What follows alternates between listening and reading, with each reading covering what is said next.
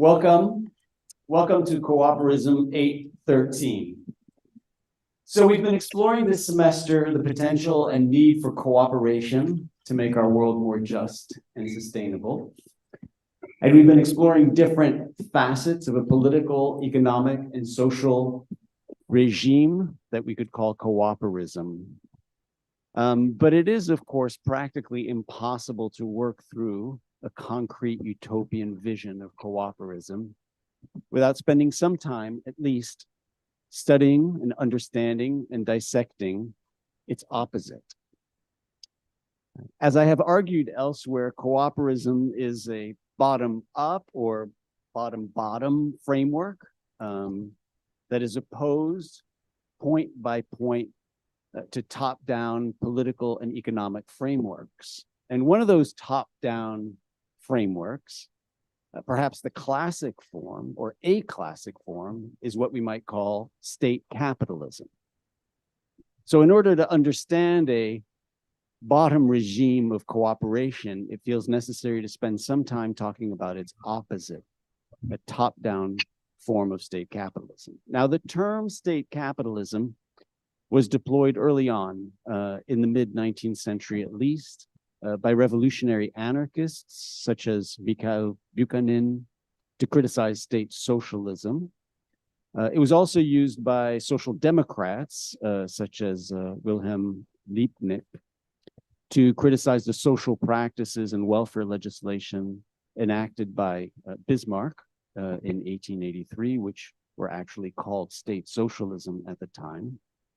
Others as well, Lenin, Emma Goldman, and other revolutionaries used the term in debates over bourgeois reforms and communism.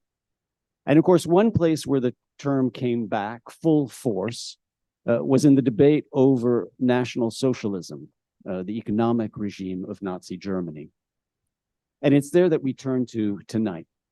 More specifically, we turn to the lively debate within a circle of expatriate German thinkers over the rise and establishment of National Socialism under Adolf Hitler. Among these German thinkers were the labor lawyer and political theorist Ernst Fraenkel, as well as several members of the Institute for Social Research in Frankfurt, including Otto Kirchheimer, Franz Neumann, and Friedrich Pollock, many of whom moved to Columbia University during the war as part of the Frankfurt School in exile. One of whom, Franz Neumann, was a professor here at Columbia University as a result of that transition. Now, as I explained in the introductory essay on the blog, the rise of National Socialism during the 1920s and 30s presented a quandary, a puzzling challenge to the conventional opposition between free market capitalism and state-controlled planned economies. And to be somewhat schematic, once Hitler took power, the National Socialist government privatized rather than nationalized financial, banking, and heavy industries, eviscerated labor organizing, and enabled a form of Goliath corporate monopolies embedded within or under the thumb of the Nazi state. It was a centralized war economy that allowed private enterprise to do much of its bidding, and that's something we'll be discussing this evening. And so as a result, it included both aspects of private enterprise and state planning, and it defied the traditional dyad of free market versus government interference that had been with us since at least the physiocrats, since François Quesnay, through the invisible hand and through laissez-faire economic theories.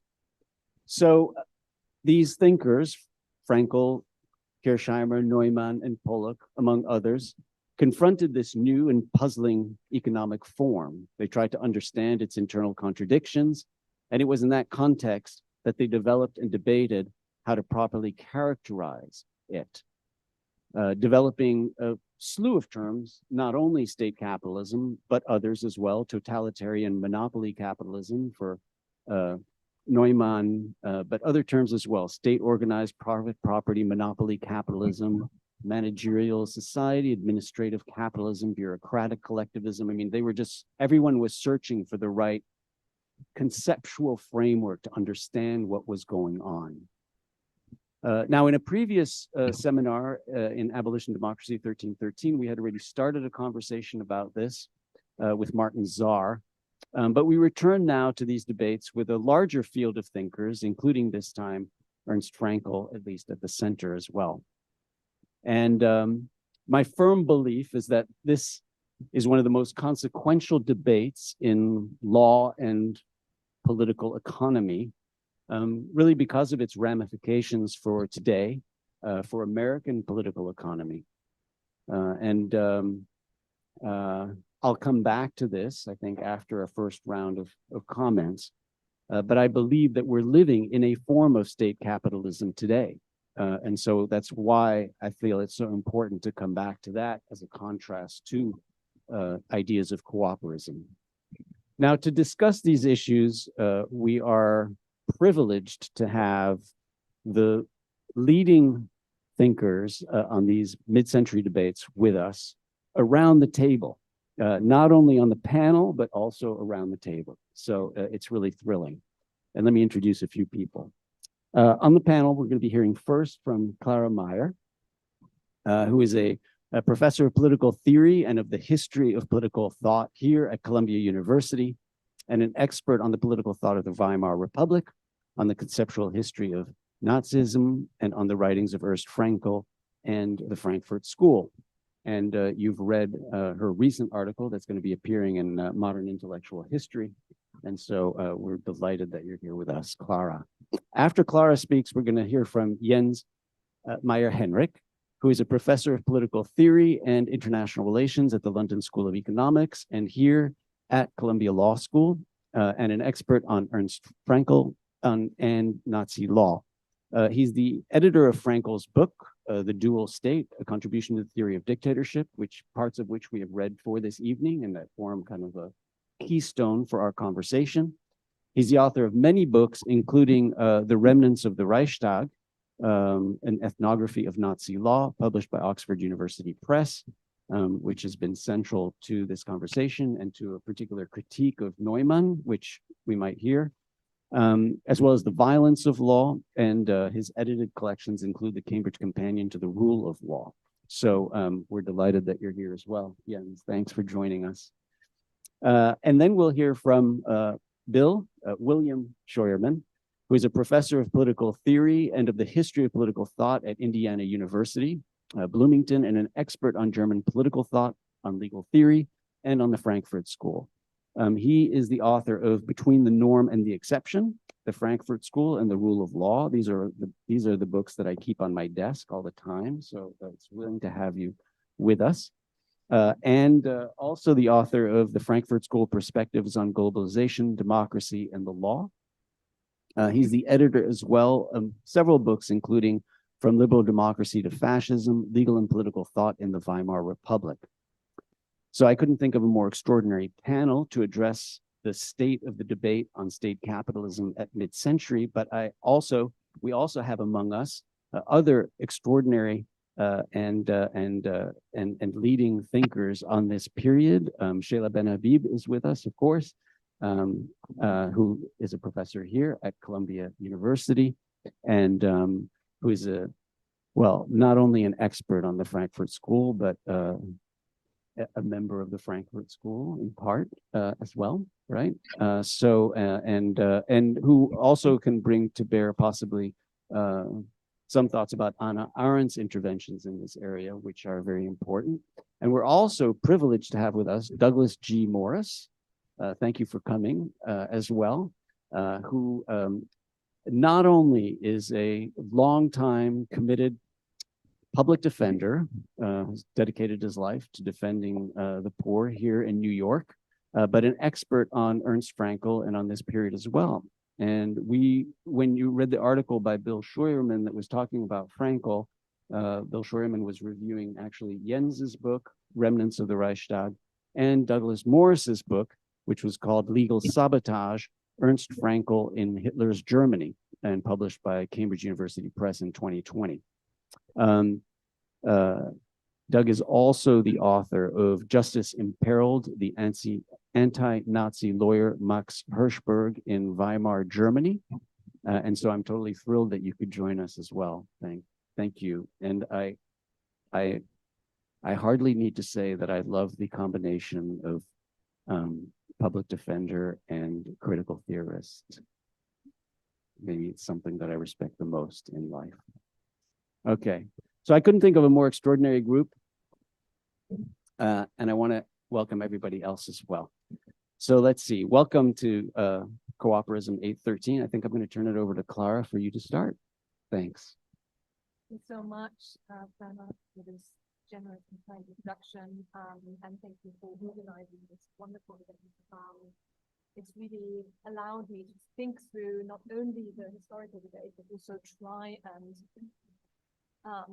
develop some of my thoughts on how this debate may have an interesting resonance in our own time today. And this is also how my remarks are structured. So I'm going to give you an introduction into sort of the political historical context out of which this book, The Behemoth, emerged, and where Neumann's theory of monopoly capitalism as opposed to state capitalism is situated.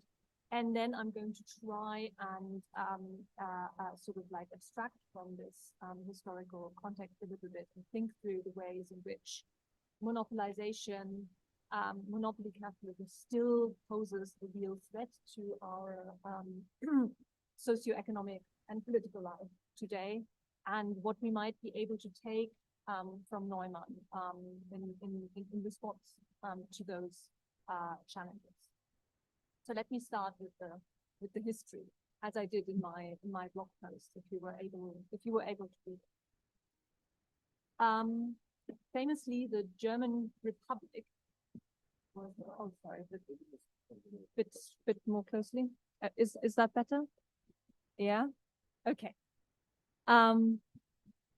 So famously, the German Republic, as it was pronounced on the 9th of November 1918, was proclaimed twice by two people, both at that point social democrats, but of very different kind of like shades of red, if you want. One was Philipp Scheidemann, a more kind of traditional parliamentarian social democrat, and the other was Karl Liebknecht, who you probably have heard of as the co-founder of the German Communist Party and also the victim of Gustav Noske, his party comrade in the SPD, who ordered Liebknecht's assassination in 1919 in January, when he and Rosa Luxemburg were at the head of the so-called Spartacist Rising. So these two proclaimed the German Republic, but they proclaimed it on very different terms. So Scheidemann said, "The old, the frail, the monarchy has collapsed. Long live the new, long live the German Republic." It was clear in his remarks that the other that he was ending was monarchy, right? And the Republic was opposed to monarchy. Liebknecht said, "Party comrades, I proclaim the free socialist Republic of Germany, which will contain all its tribes," this is very typical kind of like German language at the time, "in which there will be no more servants, in which every honest worker will find honest pay." And then he said, "The rule of capitalism, which has turned Europe into a field of corpses, is broken." So for one, the vision was ending monarchy. For the other, it was ending monarchy and with it also ending liberal capitalism, right? So these two diverging visions stand at the beginning of 20th century German democracy. That does not mean, however, that social democracy in its Scheidemann kind of variant had completely given up on reforming the economy on its own terms. It merely means that social democracy, as it became the sort of like structuring force that made the Weimar Constitution and the Weimar state kind of tick, right?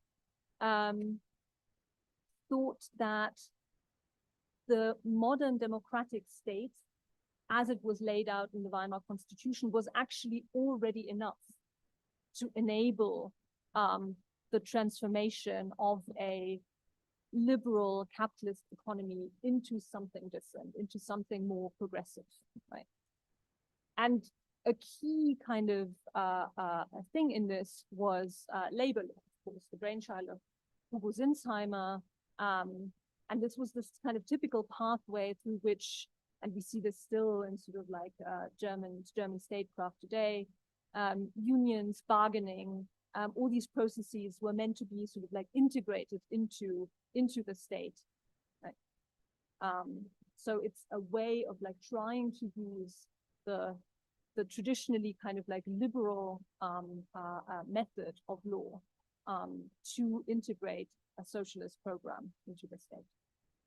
Franz Neumann and Ernst Fraenkel come out of that tradition, right? They're labor lawyers, but crucially, as we've seen, right, they, in some ways, right, like whilst they're working for workers' rights and the ability of workers to participate in the political process throughout the Weimar Constitution, they do become, to some extent, certainly Neumann more than Fraenkel, disillusioned with that kind of sort of like legalistic understanding of integrating the economy into politics, right?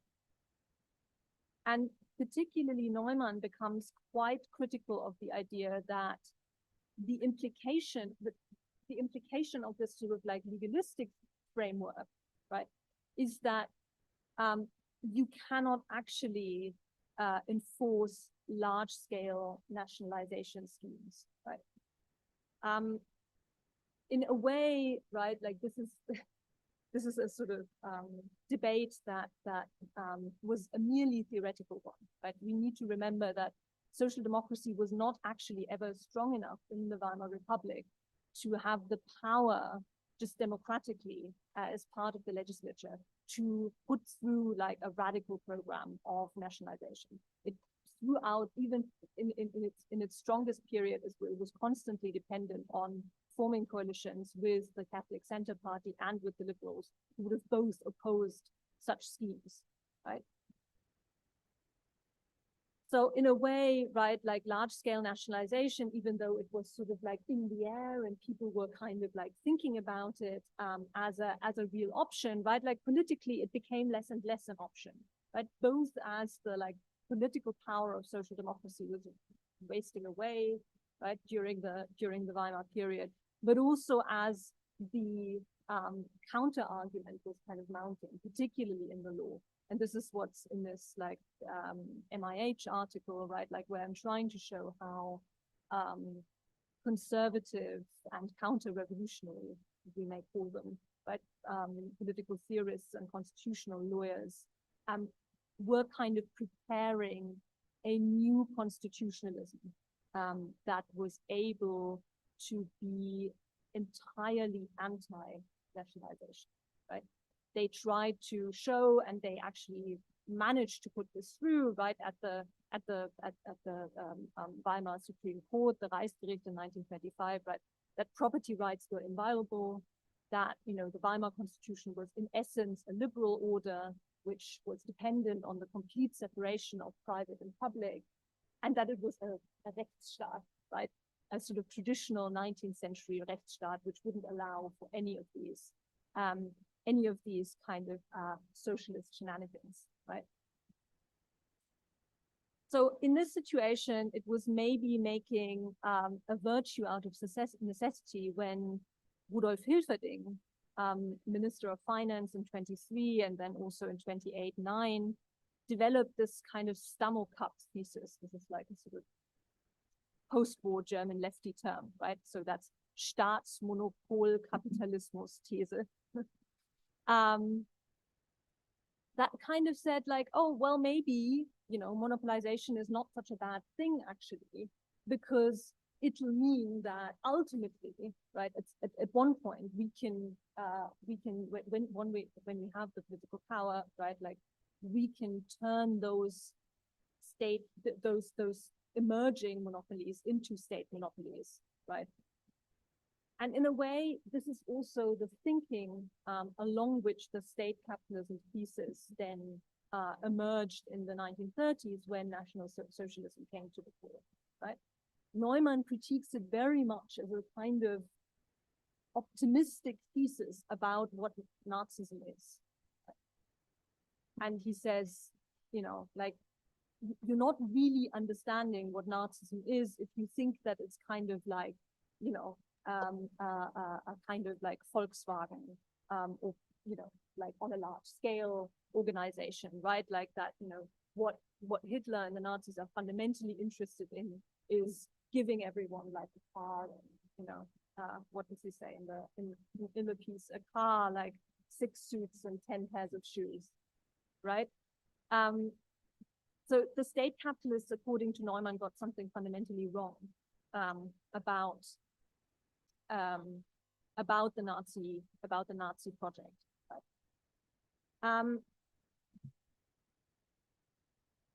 The behemoth, as he called it, right, the Nazi regime, was a non-state. It did not actually achieve the kind of integration of the economy into the state that was envisioned by the state capitalists. But also, right, like Neumann seemed to really have a sort of like some almost political objection against this theory, because he thought, well, if Nazism actually looks like that, then we have no chance, we have no way of opposing it, right? Because it will just improve the immaterial conditions of like every German person to such a degree that resistance will be impossible. Right?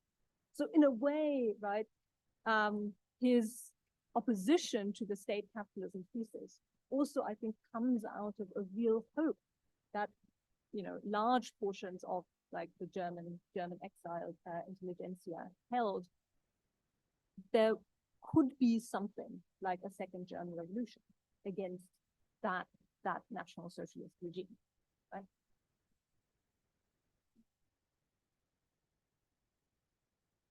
But I think another and maybe even more crucial objection, right, is not really about the empirical record on the ground, but it is a sort of strategic objection that he develops in the early passages where he goes into like the way in which Weimar failed, but also develops in this 1955 piece that we've read.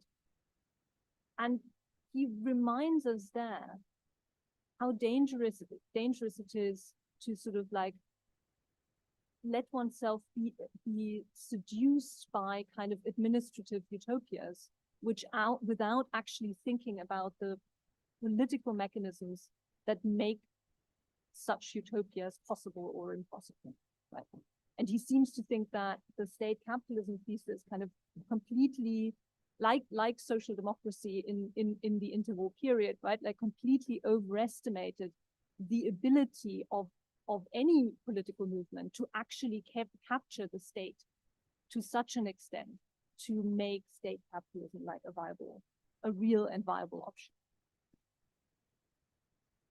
So in a way, right, like maybe with his erstwhile teacher Carl Schmitt in mind, right, like he reminds us of the sort of residual problem of the political, right, that is a part of from the economy. How much time do I still have? Good. I just want to turn to today now.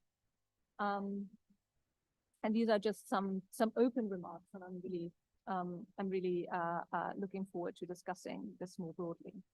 So we don't generally think anymore in the terms of mid-century socialists that monopoly capitalism will lead necessarily to a sort of like unsustainable capitalism, right? We don't think that it will sort of like dissolve itself in some ways. Like we, in a way, right, like we've been witnesses to latest stage capitalism for over 100 years, right? Kind of problematic, right? In terms of giving us hope for historical determinism. Sorry? Right. Exactly. Right. So we don't have that kind of belief anymore. But I think there is real hope again in some corners of the left, at least, that there could be such a thing as a state capitalism that would emerge out of the large-scale monopolization that we see in our current economies, right? Like I'm thinking of something like Lee Phillips's and Michael Rozworski's book, The People's Republic of Walmart from 2019, right? So the idea that, if large-scale corporations engage in large-scale planning, then maybe all the problems that we've been having with planning actually can be solved, right? Maybe we just need larger computational abilities, right? And we can solve the problem of planning and come to this kind of at least material utopia, right? It's not yet clear whether that would also be politically satisfying, right? Remember Horkheimer and Pollock were also kind of divided on that. But it would maybe create new kind of material and social conditions. I think this thinking is problematic in two main ways. Political planning, I would say, on a state capitalist level, always operates under much higher stakes than any private entity that is engaging in planning would have to operate under, right? And that is because, right, if Walmart destroys the environment, or propels social inequality, that doesn't really invalidate it as an economic actor. But if the state, as a planner, were to produce such results, that would completely undermine its legitimacy as a planner, right? So that means a state planner, right, always operates on a completely different kind of legitimatory basis. And in fact, that's, what we see in the collapse of the GDR and so on. And second, right, we might ask with Neumann again, right, that even if state capitalism, right, this kind of progressive state capitalism were feasible, where would the political will, or even indeed, right, the ability to empower such a leviathan come from? That's the question that Neumann always wants to raise, right?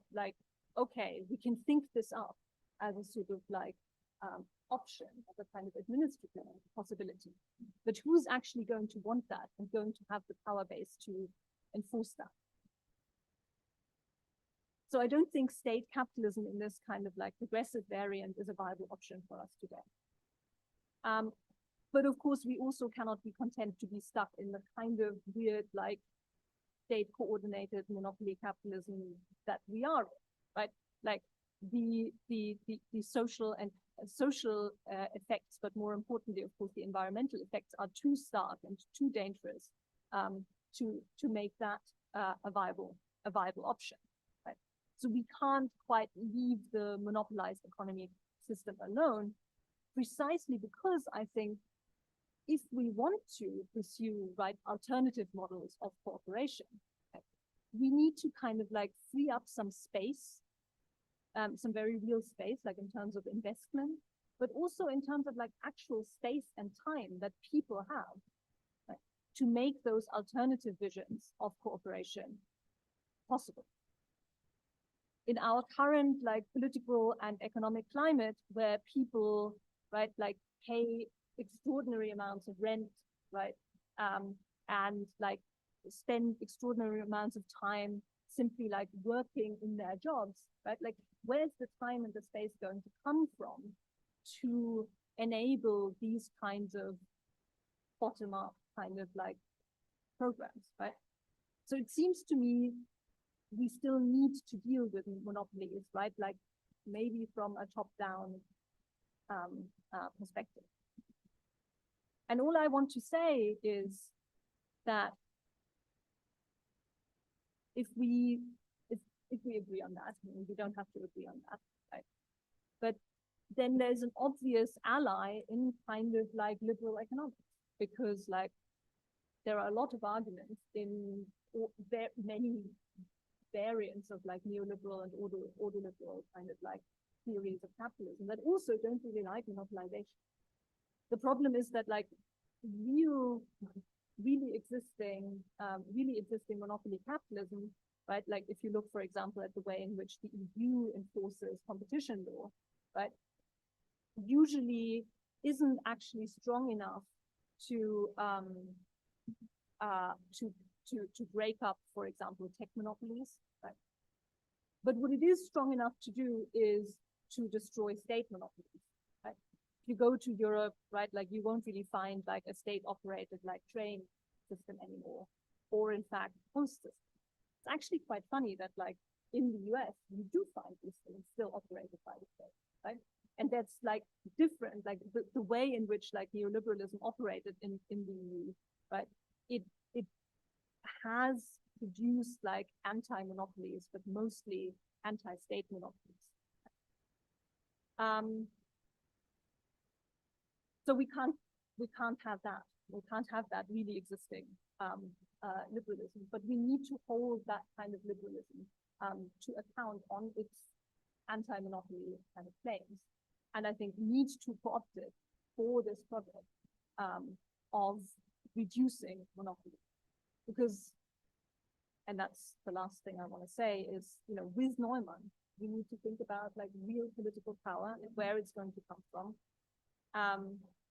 And we have to, I guess, enable a kind of revival to be able to subdue the re-emerging elite. Thank you so much, Clara. So, I mean, the last point you were making is particularly interesting given the current liberal attack on monopolization in this country, at least, and the new Brandeisians and the folks here at Columbia, Tim Wu and others who have been kind of doing so much work to try and dismantle the tech giants and or to take it now. But of course, and that's one approach that fits within a classic or more traditional liberal framework. And then, of course, the question is kind of what were Pollock and Neumann thinking about? And to a certain extent, I mean, I always feel that they had very hidden revolutionary ambitions masked by their language. That you can see in certain places, talking about the oppressed masses and whatnot. But I think that it's interesting because, in part, I think they were coming at it. They would be coming at it from a very different direction, I think, than the Brandeisians, the new Brandeisians today. So much more. Well, I mean, much more from a more classically, well, certainly for Neumann, a more classically Marxist position, I think, and then for Pollock, an interesting theory he had about democratic state capitalism, right? Which turns all capitalists into rentiers instead.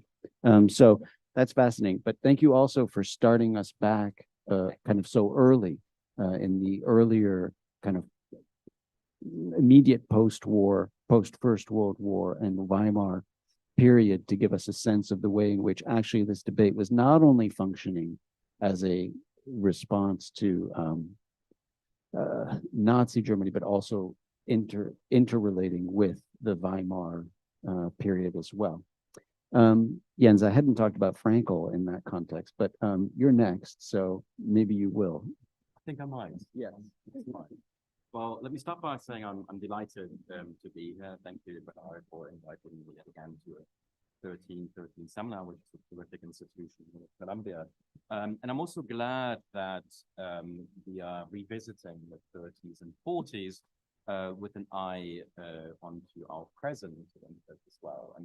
And I think it's important also not just to look at these four thinkers and others as sort of artifacts of a bygone era, but to also perhaps go back and look critically at these critical thinkers and to see also before we make them usable for our present, to see what perhaps they might have also got wrong in their time.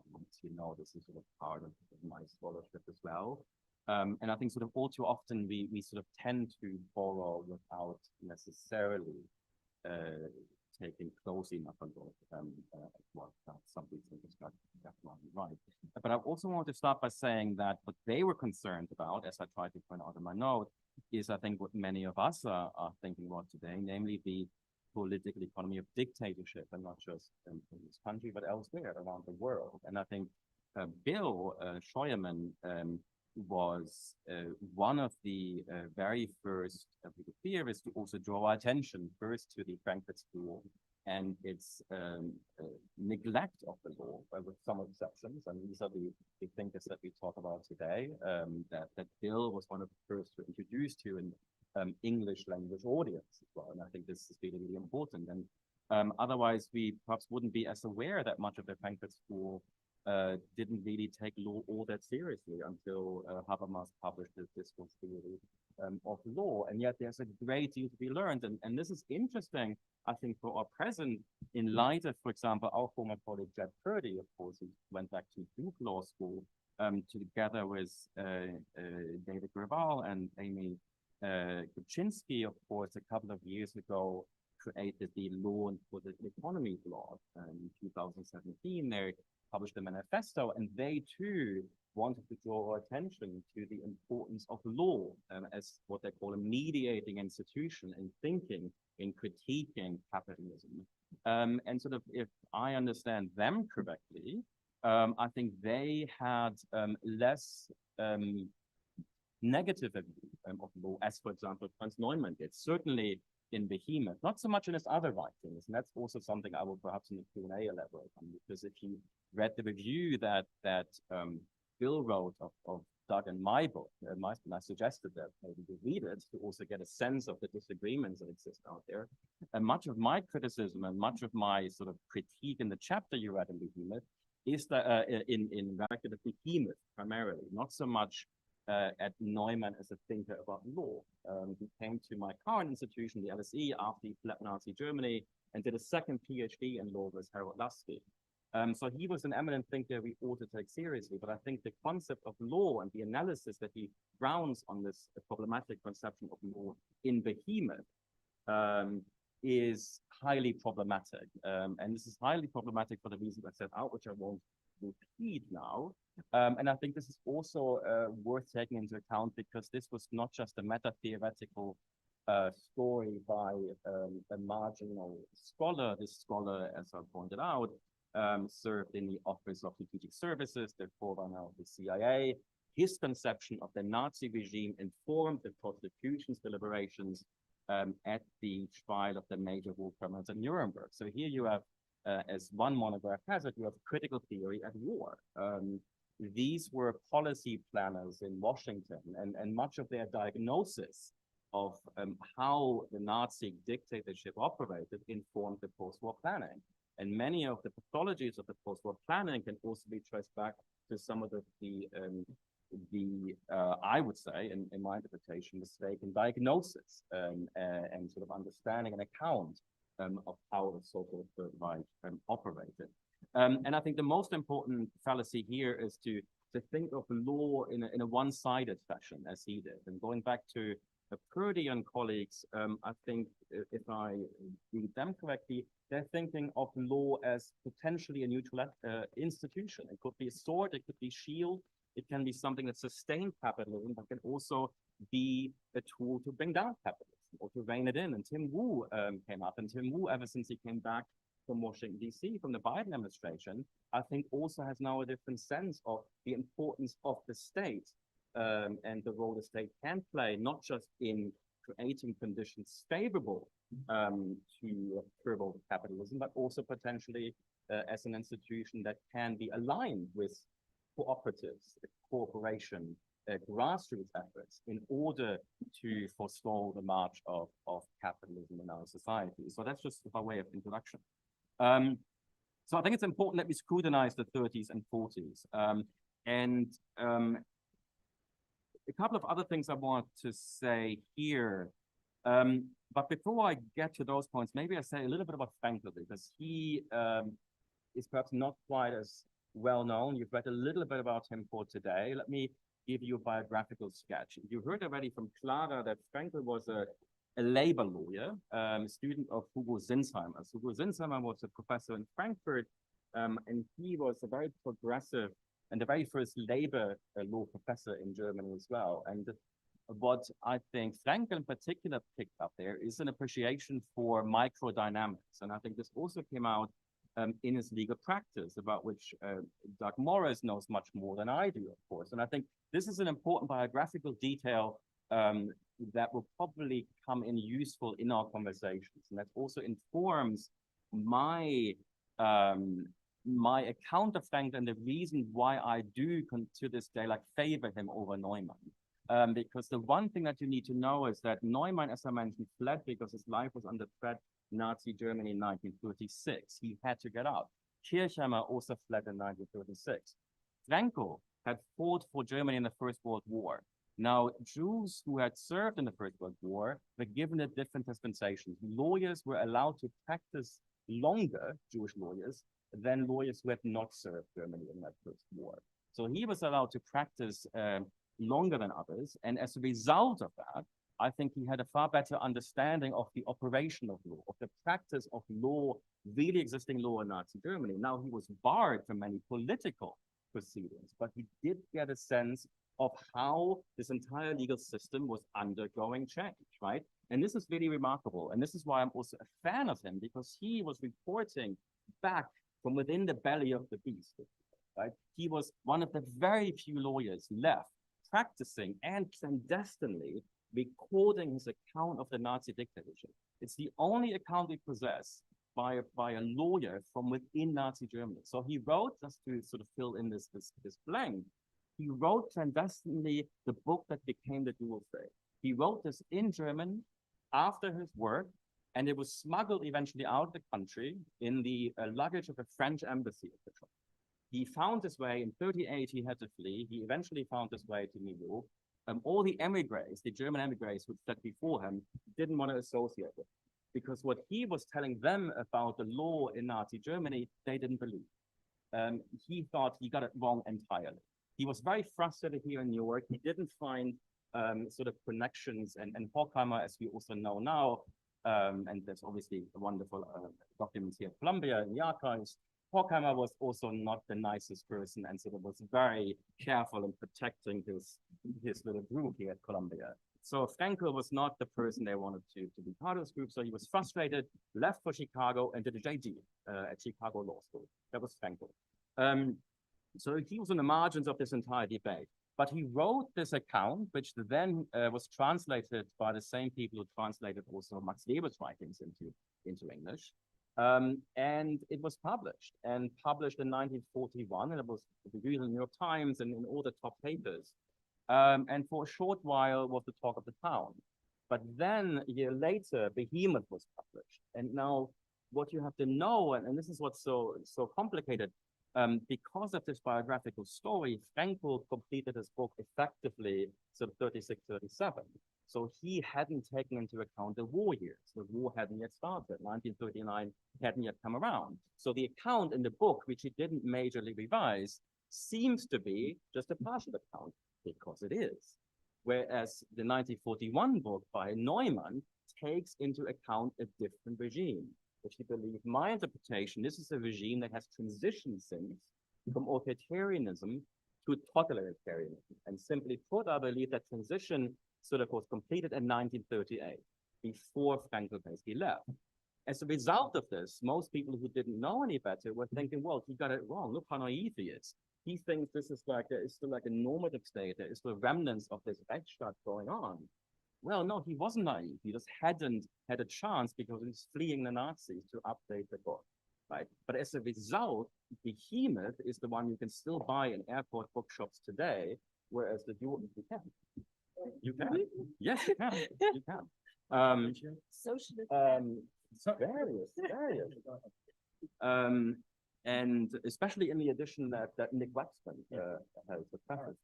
In any event, you can see we disagree on this. There'll be more of this.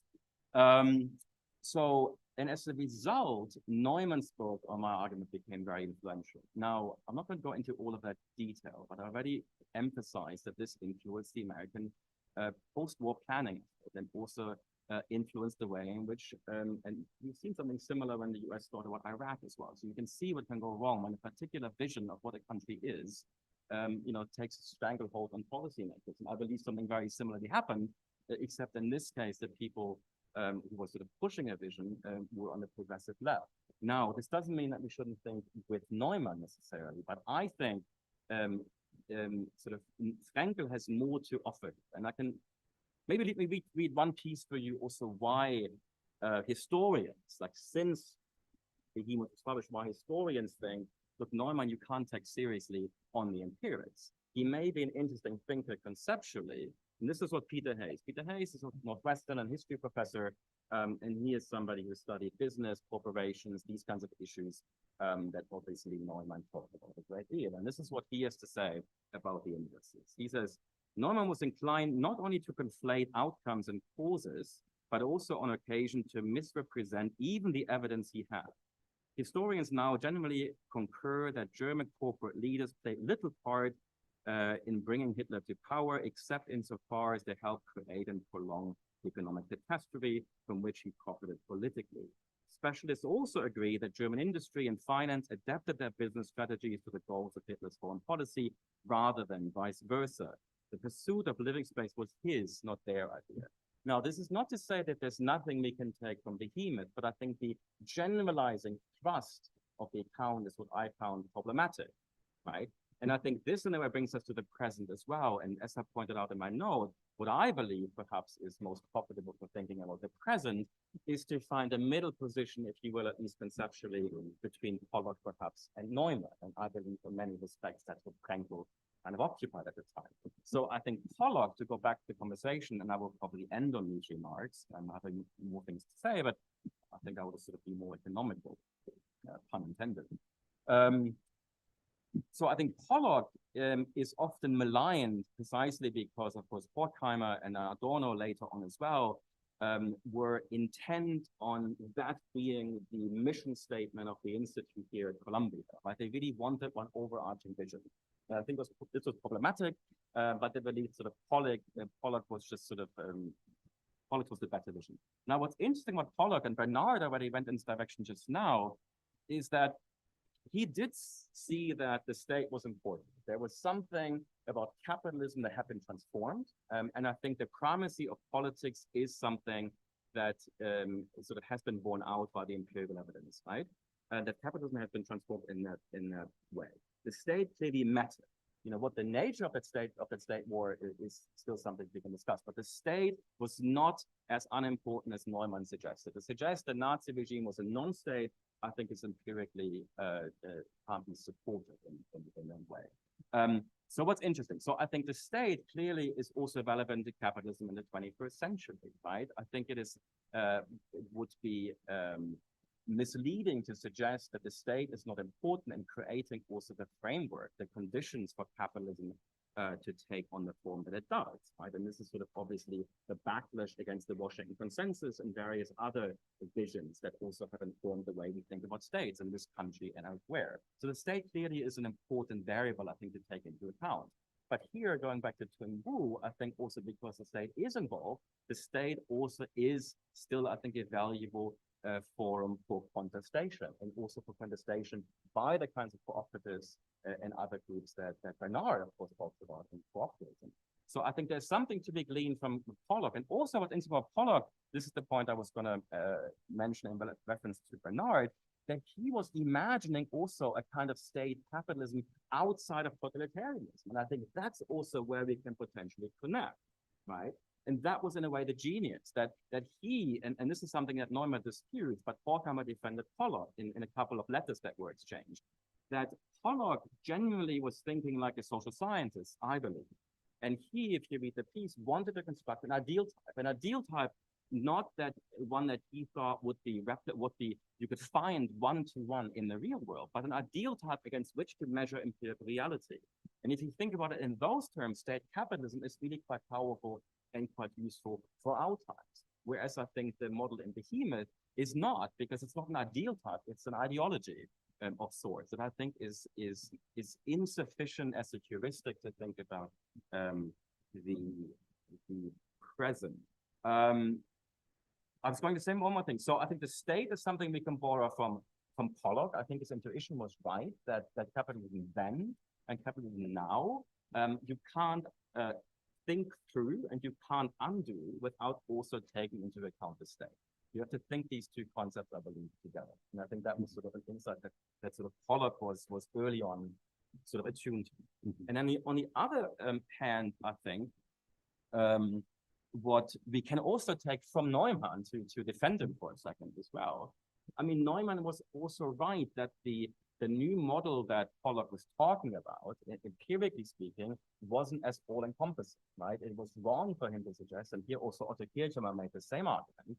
It was right to say that this new model of capitalism, in Nazi Germany at least, did not snuff out entirely private enterprise or private actors, right? Private actors did remain important, and in the quote that I wrote from Peter Hayes, an economic historian of Nazi Germany, this comes out as well. So, and that's what I mean, sort of to find the middle way. I think capitalism was transformed, but it wasn't state capitalism all around, but it also wasn't just the same kind of capitalism in totalitarian hands that Neumann made it out to be. And so that's why I suggested in my note that maybe we are well placed to have to borrow from these various authors. And one last comment perhaps, and that's something that's dear to my heart, and which is why I have a penchant for Fraenkel over most of the others, is that Fraenkel was one of the very few who engaged in more far-reaching empirical research, and especially empirical research in these difficult circumstances. Now there's empirical information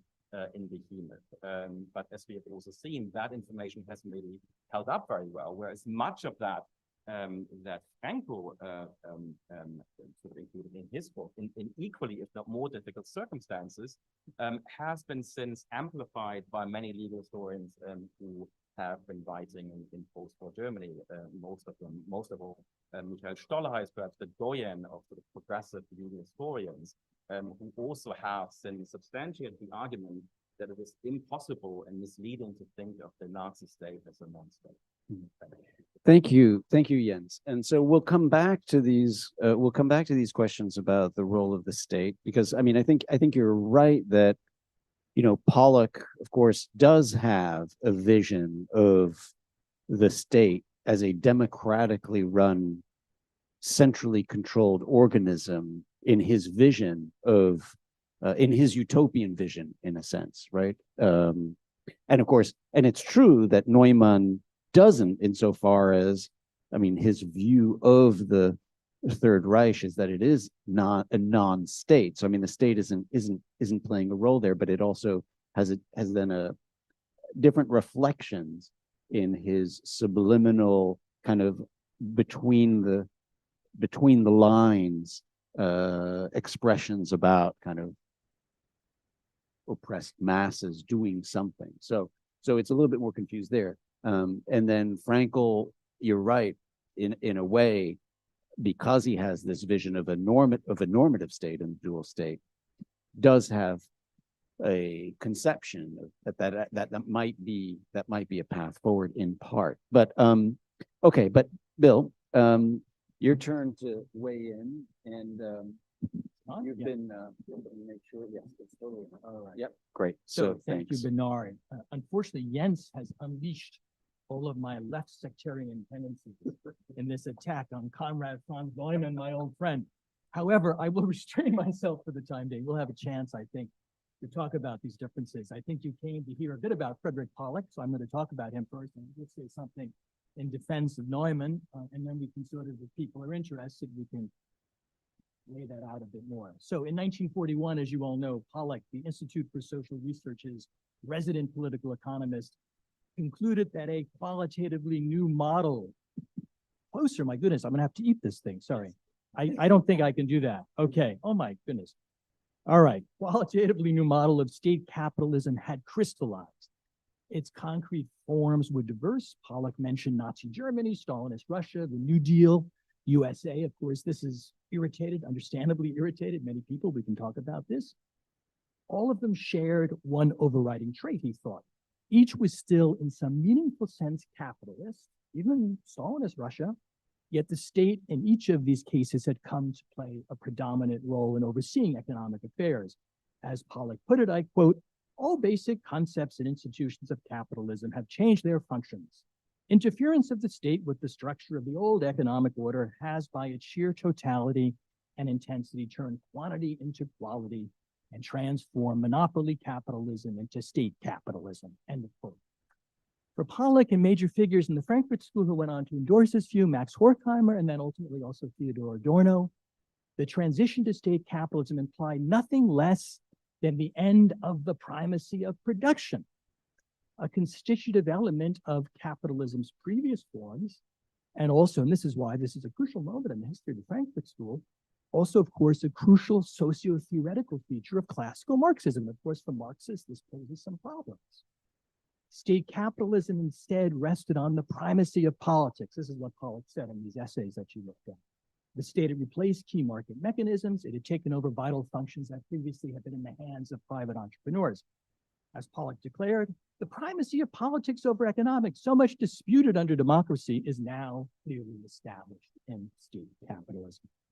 Why revisit this old Frankfurt School theory of state capitalism? Bernard gave you some reasons. I think there are a lot of reasons for doing this. I'm just going to mention three because of the time constraints. First, it seems to me that Pollock's project remains surprisingly timely. Bernard also said this, and Clara also in a different way.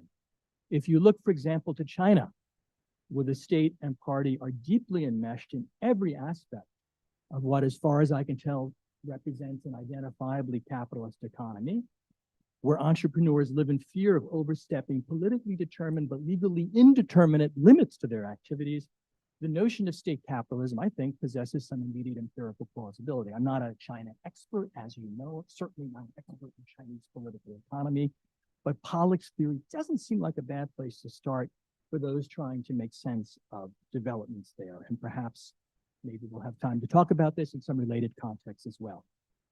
Even in societies such as our own that have undergone extensive neoliberal restructuring, the state, of course, remains a decisive economic player. Think of the COVID response in the US and also elsewhere. Neoliberalism has not meant rolling back. I mean, that's ideology, right? The state. It's meant reorganizing state intervention, to be sure, frequently to the advantage of private capitalists who have fought ferociously and many times successfully to maintain their privileges in direct opposition, it seems to me, to many of the trends that Pollock described in these essays that you looked at. Even if Pollock clearly overstated the scope and impact of the primacy of politics, I would say certainly within liberal democracies, his ideas still provide a starting point for thinking about the shifts that have in fact transpired.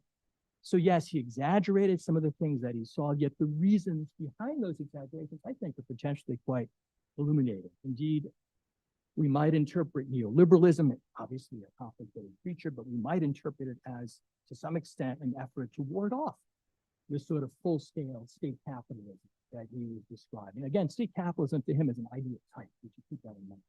He knew that it had not been fully realized anywhere. Second reason this debate, I think, is important, or this theory is important. The theory of state capitalism reminds us that during some of its most productive years, which took place, by the way, here at Columbia University, this is the 100th anniversary of the founding of the Institute for Social Research in Columbia. Very happy to be here for this reason. Columbia played a very important role, right, in making the Frankfurt School possible. During those productive years, the Frankfurt School not only engaged in theoretically based interdisciplinary social research, but saw political economy as part of that shared project. And it was a shared interdisciplinary project.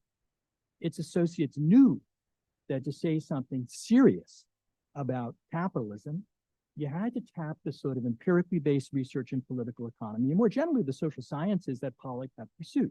You couldn't just say neoliberalism. right? I mean, there's a lot of kind of sloppy stuff that we see, I would say, in left theory. Let's be honest here, speaking among friends. Looking back at the writings of Pollock and others at the Institute who critically engaged his ideas, most importantly, Comrade Franz Neumann, who's been attacked, one can only marvel at the systematic attention they paid to real-life trends within political economy. And also, I would add to these mainstream debates among social scientists. If you get hold of the old editions of the Zeitschrift für Sozialforschung, there are hundreds of pages of book reviews where all of these figures in the Frankfurt School are going through and systematically looking at these literatures that relate to what they're working on. I mean, they're taking this very, very seriously, learning things from when people don't share their political positions on it. Unfortunately, I think we'd be hard-pressed today to identify similarly productive, genuinely interdisciplinary exchanges involving contemporary Frankfurt theory. I'm not pointing fingers, but I am trying to identify a problem that exists in the world of which I'm also part. Critical theory is now chiefly the purview of cultural and literary theorists, social philosophers, social theorists not so much anymore, maybe in Europe, not in the US, and a handful of historians of ideas. The stultifying academic division of labor under which we operate, and I think things have gotten worse in recent decades, means that it has had a very limited impact on the empirical social sciences, and as far as I can tell, none on economics, certainly not in the United States. The result, I worry, is a serious theoretical and political lacuna. Without a proper political economy of capitalism, I don't think you can have a critical theory of society. My third point. One of the real paradoxes of the story is that Pollock's creative contributions unintentionally opened the door to precisely this relative disinterest in political economy that came to categorize quite a bit of work that was done in the Frankfurt tradition in the post-war era. As the late Helmut Dubiel quite correctly pointed out many years ago in a collection of essays he put together, Pollock's essays, Pollock's theory of state capitalism provided major figures in post-war critical theory. Dubiel was thinking of Horkheimer and Adorno with, I quote, a political economic justification to regard political economy as no longer a top priority. I think this is exactly right. So how did this happen? Well, with one foot still firmly planted in Marxism, Pollock, of course, depicted state capitalism, you know this, you read the essay, as socially antagonistic. It's fundamentally irrational, substantively irrational, you probably would have said. Yet nonetheless, it was a social order that in principle might realize effective economic planning and overcome the sort of internal economic problems that had plagued previous stages of capitalism. So this new system, he said, might raise living standards, generate full employment, avoid economic downturns, diffuse class conflict by embracing the sort of planning that socialists had long endorsed. In a sense, you didn't have to wait for socialism to take advantage of planning. I mean, this is actually very interesting. I mean, he's really arguing people, I'd say, on the orthodox left as well as people on the right.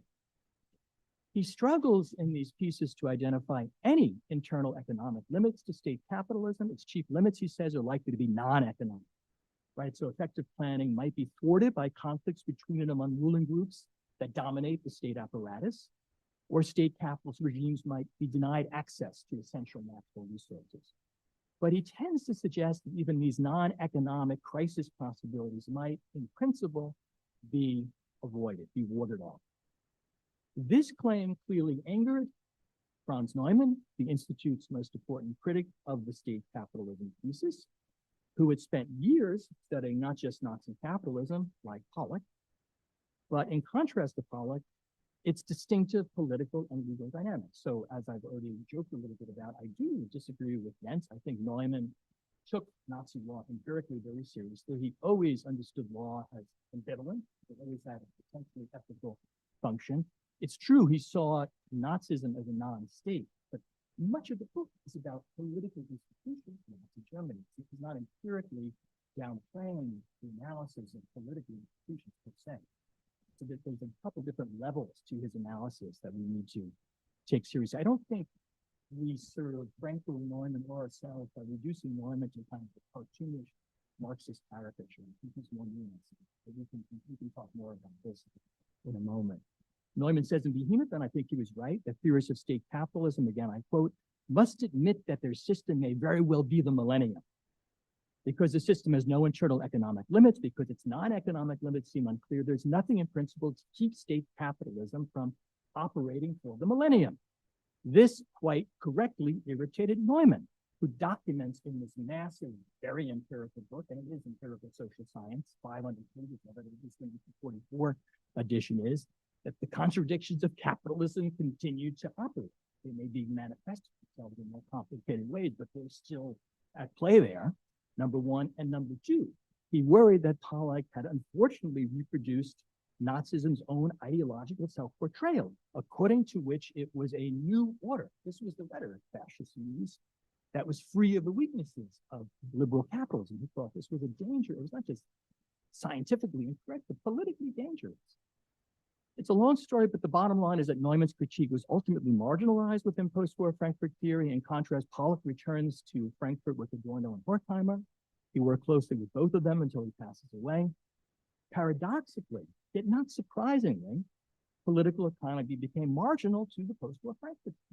Why devote sustained attention to political economy if capitalism's internal economic tensions are no longer directly operative, if they're no longer, if you will, where the action is going to be met, right? I mean, that's sort of, this is obviously very complicated if you look at these texts, but this is the general spirit, I think, of much of this genre. Now, I can, in the minutes I have remaining, sketch the hugely complicated ways in which this legacy has been important to Frankfurt theory. But I just want to point out that even Habermas's legitimation crisis, book I read for the first time with Sheila Benavides, one of my first papers in grad school, for better or for worse, was on this book. It's from 1973, very important book. And at that point, by the way, Habermas is very much part of an interdisciplinary project. He had brought people together at Starnberg. All right, so there's a bit of what happened in the old Frankfurt School going on there. So in that book, he does revisit the kinds of issues Pollock had explored. He's implicitly, at least, I don't think he mentioned Pollock, maybe the name comes up, I forget, but he's rejecting many features of the state capitalism argument. However, he does ultimately endorse an updated version of the view that you find in Pollock, that capitalism's crisis tendencies are no longer, strictly speaking, going to be economic. They no longer, and Habermas is pretty blunt about this, will take, he says at one point, political class struggle. That's not what we're going to see, typically. For Habermas, as for Pollock before him, far-reaching state intervention had transformed capitalism. Habermas uses language he borrowed from the political sociologist Passofa. Liberal capitalism had become organized capitalism. Keynesian state management had effectively diffused class conflicts. So legitimation crisis doesn't point to the prospect of imminent economic crises or the reemergence of class conflict, but instead to what Habermas called motivation crises, where capitalism's imperatives might conflict with universalistic norms and cultural orientations that would no longer potentially motivate social actors to perform the social roles required of them, essentially, under the conditions of organized capitalism. So for Habermas, as for Pollock before him, the main capitalist line of fracture, that's Wolfgang Schlick's term in his discussion of this debate, was no longer located in the economy per se. For Habermas, in this book, he says you need to look to the sociocultural system. Not surprisingly, for many decades, Habermasian critical theory, despite its many strengths, and I will defend it against critics, so this is not meant to be some dismissive argument about Habermas and his legacy, no. But let's be honest again, Habermasian critical theory has not been particularly interested in pursuing or encouraging others to pursue critical political economy of capitalism. I think for reasons I've already said, that's a problem if we're going to talk seriously about capitalism. At the risk of being tendentious, but this is what happens when one starts talking about these old Marxist debates and start revisiting these exchanges from the past. Let me just conclude by briefly suggesting that even what Nancy Fraser, I don't know how many of you have looked at Fraser's new book, Cannibal Capitalism. It's really interesting. I'd recommend it to you. What she's trying to do, make the critique of capitalism once again central to Frankfurt theory. I'll just point out it's not quite the same thing that Pollock, Neumann, and others were up to. There's some overlap, but it's different. To her credit, Fraser is clearly trying to avoid a kind of crude Marxist functionalism. She's pursuing what I would call a social theory of capitalism. There's also a social diagnosis of contemporary society where the critique of capitalism is central to it. But her analysis depends, it seems to me, her social theory in particular depends on many implicit, at times quite controversial empirical claims about contemporary political economy that clearly required much more careful attention. So even in this recent Frankfurt-inspired critique of capitalism, we don't find the sort of empirically nuanced, theoretically driven, but empirically nuanced political economy that Pollock and Neumann and also Ernst Fraenkel were pursuing. Without it, I worry that any attempt to revive the critique of capitalism risks opening the door to precisely what Pollock was creatively, albeit with mixed results, okay, but still it's very impressive, pushing back against, namely a kind of Marxist orthodoxy that obscures far-reaching transformations that have taken place in capitalism, in many instances clearly relating to the paramount role of state institutions. I thank you for your patience. And looking forward to our Thank you.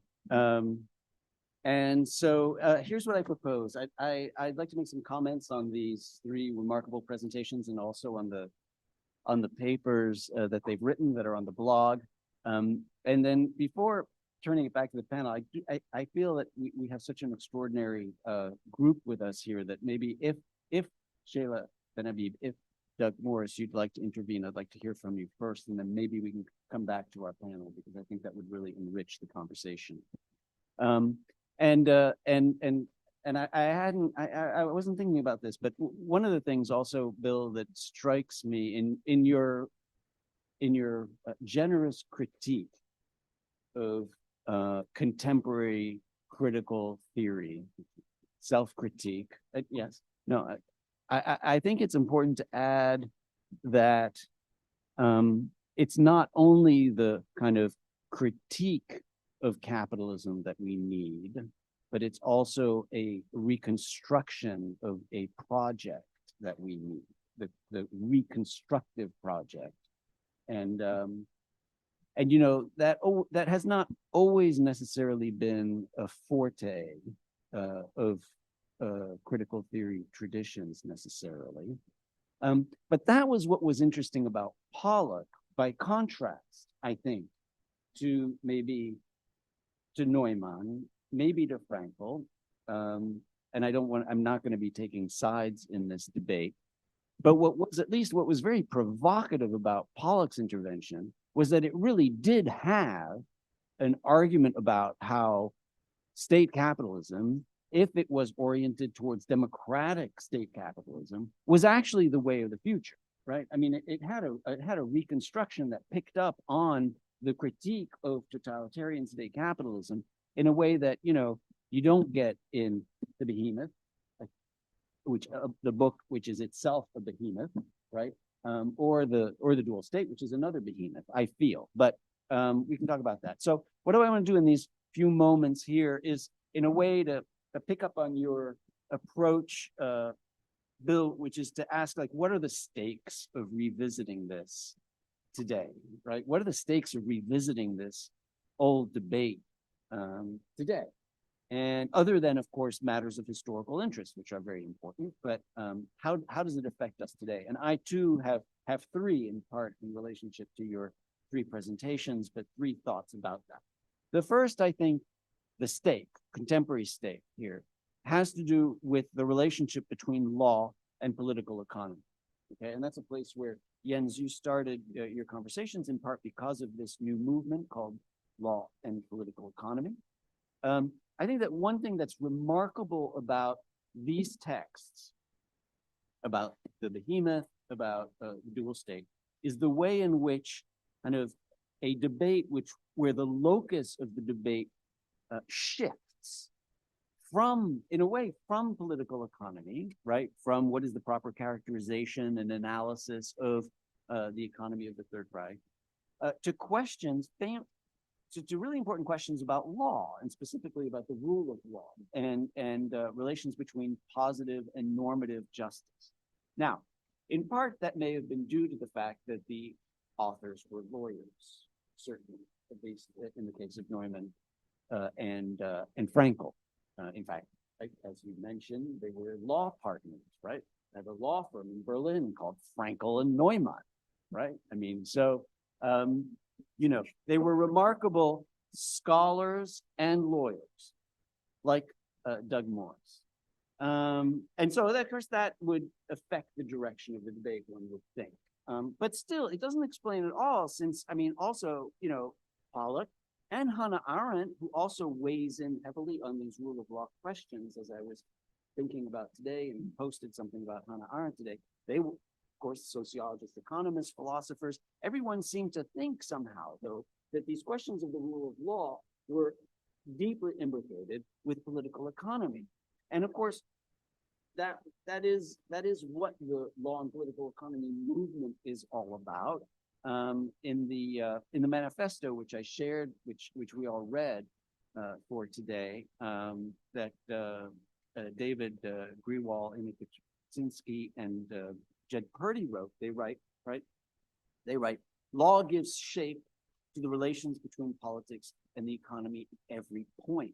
It is the mediating institution that ties together politics and economics. Now, so one of the interesting questions is, and I don't like it when legal scholars argue about the importance of law. It always feels territorial and disciplinary. It's kind of like as if, you know, the political theorist and kind of, you know, it's just no. But there does seem to be something deeply imbricated here about law and political economy, and thinking about the political economy through the lens of law. And of course, I mean, everything about the law and political economy movement today is the way in which markets are shaped, constructed by law, right? Or the way in which law plays such an important role in the and of course, it's not just the law and political economy movement. It goes back to, you know, it goes back to thinkers in many thinkers in the 20th century, how the encastrement, right, of political economy is within legal frameworks. And speaking of contemporary legal theories, the other place where I think there's a deep connection here is to the law and society movement as well, particularly when you read Neumann, right? He has this line in the Behemoth, right, where he says, you know, the statutes and administrative forms, basically the statutes on the books, he writes, quote, they tell us very little, he writes, right? Instead, we need to instead of relying on statutes, legal systems, administrative rules, we need to see how it plays out. He refers to actually newspapers and periodicals. But in any event, that was prefiguring the whole law and society move with the dichotomy between law on the books and law in action, right? So those are important things, but I think that clearly is one of the big stakes in this conversation here. Then a second big stake, and this picks up really, Clara, on your intervention, is about our current political economy as state capitalist or not. State capitalist, I would think so.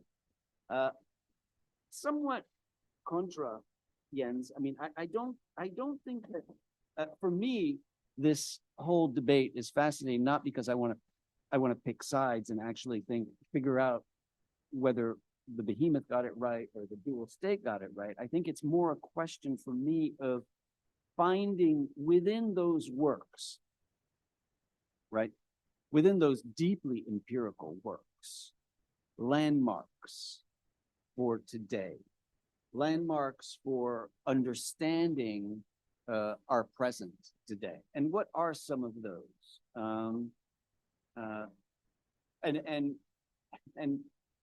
And there are many, particularly because New Deal American political economy was a central object of study in relationship to state capitalism, right? And there's no doubt that we live in American political economy that is a New Deal, that is the legacy of the New Deal. Sure, there has been erosion through years of neoliberal policies, not just rhetoric, but policies and deconstruction of the state. But when you look at what, you know, President Biden did in his first 2 years, right, which was the only time that he was able to do anything because he had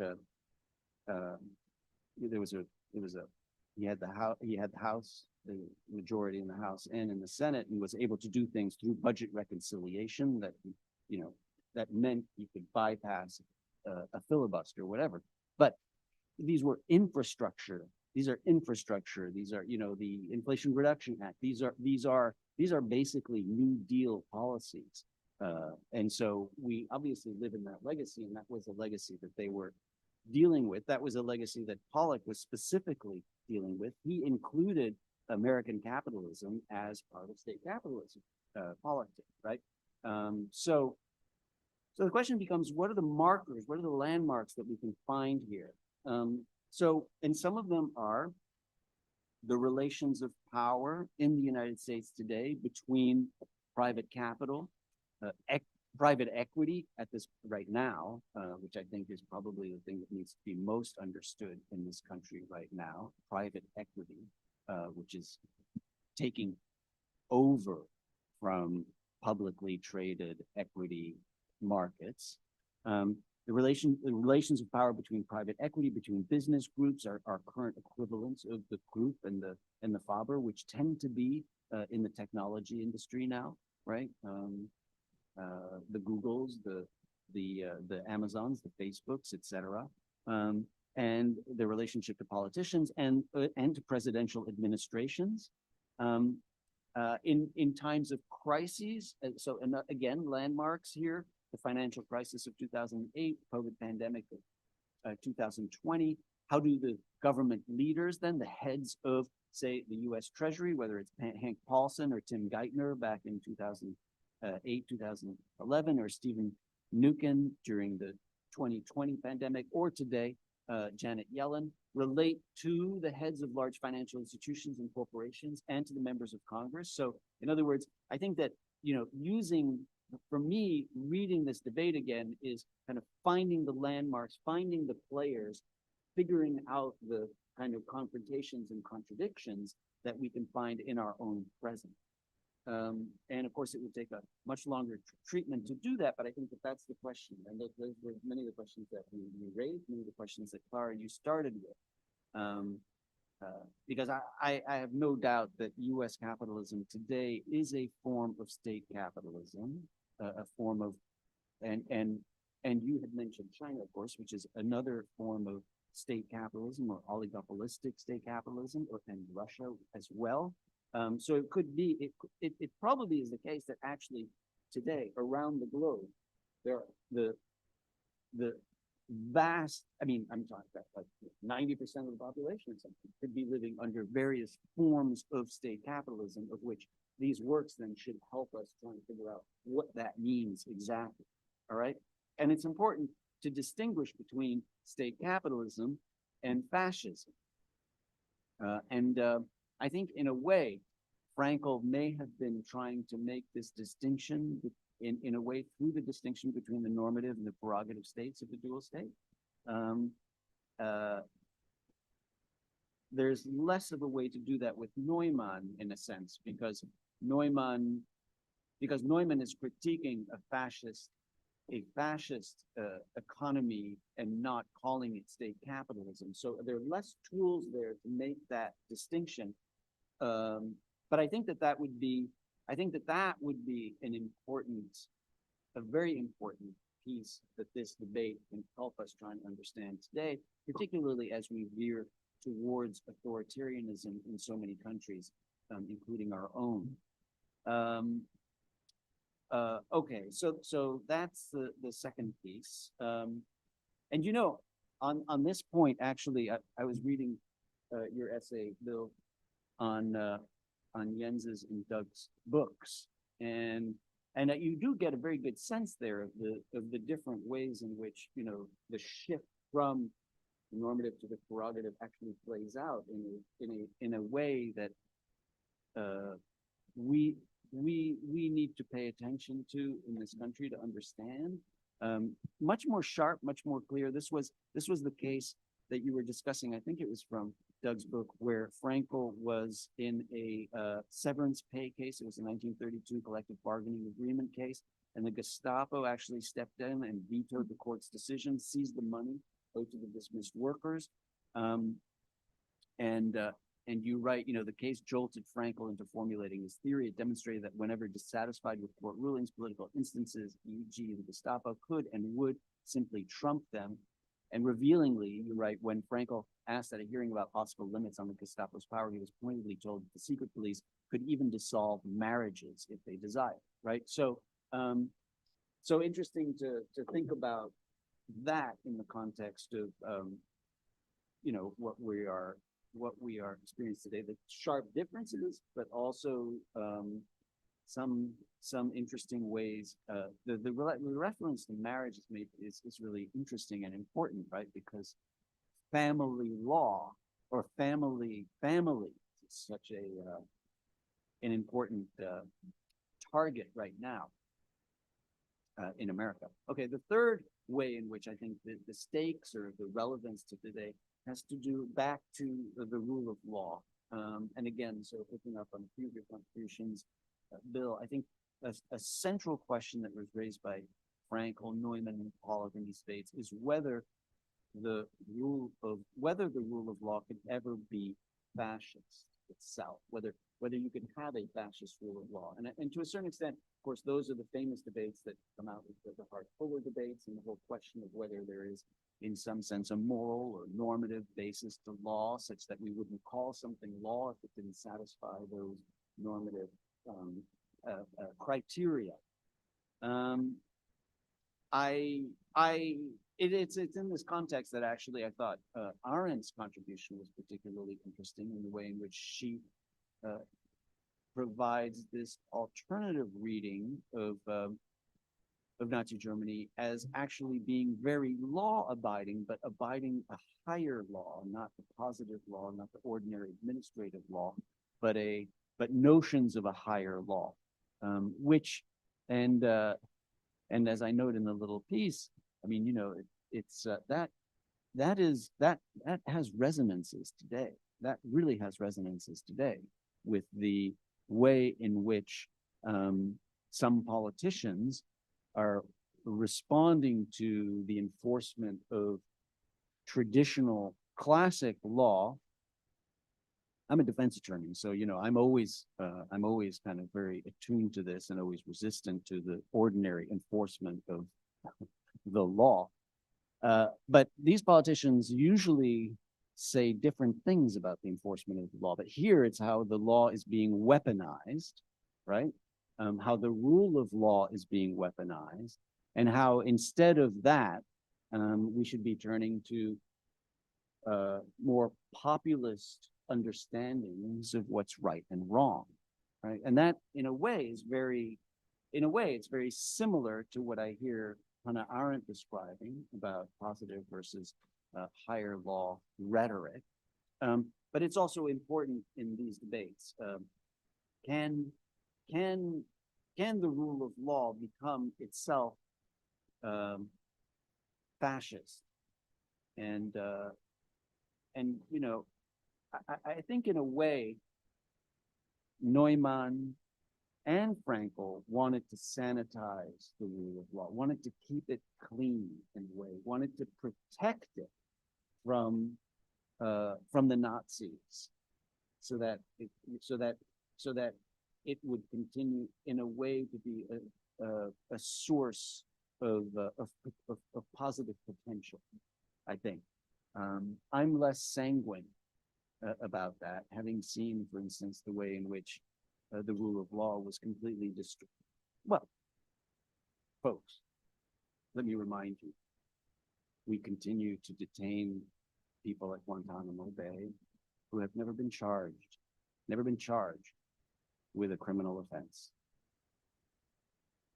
But 22 years later, there are people who we incarcerate in our name for the United States, in our name, who have never been charged with a crime. If anyone can reconcile that with a notion of due process or a notion of the rule of law, so anyway, all right. Well, it often relies on appealing to a notion of due process, right? But But I think what it reveals is the way in which the rule of law can be distorted, and in fact, the way in which due process itself is allegedly satisfied in these contexts, right? So those are at least three stakes that I think are really important to our current situation, and to thinking positively, constructively, productively, right, about not just critiques of capitalism, but alternatives to capitalism. Okay, so let's do this though. Before I come back to you, because we have such an extraordinary group here and on Zoom, I've got Jean Cohen, who is also another extraordinary expert of the Frankfurt School and critical theory, and an author of so many books that directly address these questions. So she'll have a question as well. Let's go then, Shayla and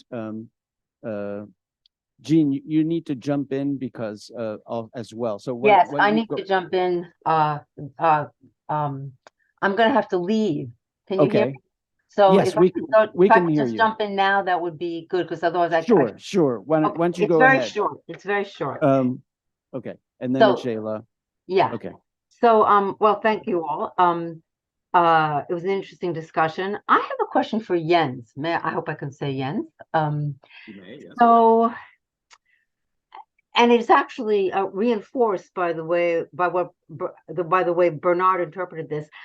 Well, I'm also a great fan of Ernst Fraenkel and the dual state argument. But the way I read it, he does not argue the dual state is not a Rechtsstaat. The normative state is not a Rechtsstaat. Certainly the prerogative state, that's nothing worth saying. The dual state is a dual state that has, in which many ordinary legal proceedings are allowed to occur without the prerogative intervention and without the distortion by, you know that, first of all, some ordinary criminal law and a great deal of, protection of property of the capitalists that were acceptable, etc. But the point of this, that doesn't mean that the Rechtsstaat operated, or the rule of law operated in some domain, and in other domains, let's say regarding the Jews, it didn't. That's not what it means, according to Fraenkel, as far as I could see, because the idea of the dual state is, of course, the principle of prerogative that doesn't have to be used all the time, but the whole point is what the Germans call Kompetenz. In other words, the point of a prerogative state, which is the overarching structure, is that it could be used anytime. You could intervene and suspend the normative state, in other words, the ordinary legal processes, in any field at any time. That is not a Rechtsstaat. That's a dictatorship. And he used the word. In fact, he gives us, I think, the best definition of dictatorship, and he used it for a reason. So I think that it's misleading to ask whether the rule of law can be fascist. I think that is actually, or it's certainly not, I don't think, Frankel's position. And I'm wondering if Jens thinks it is. I don't think so. That law could operate in certain ordinary circumstances for certain categories of the population. That's what he meant by the normative state. But the overall structure of the thing he called it, I can't remember the exact title, but a theory of dictatorship. And dictatorship, we're not talking the Roman model here, or what Schmidt the games Schmidt plays with it. We're talking about the primacy of the political, not in the sense that the state can intervene in capitalism, but in the sense of the primacy of the prerogative. Competence.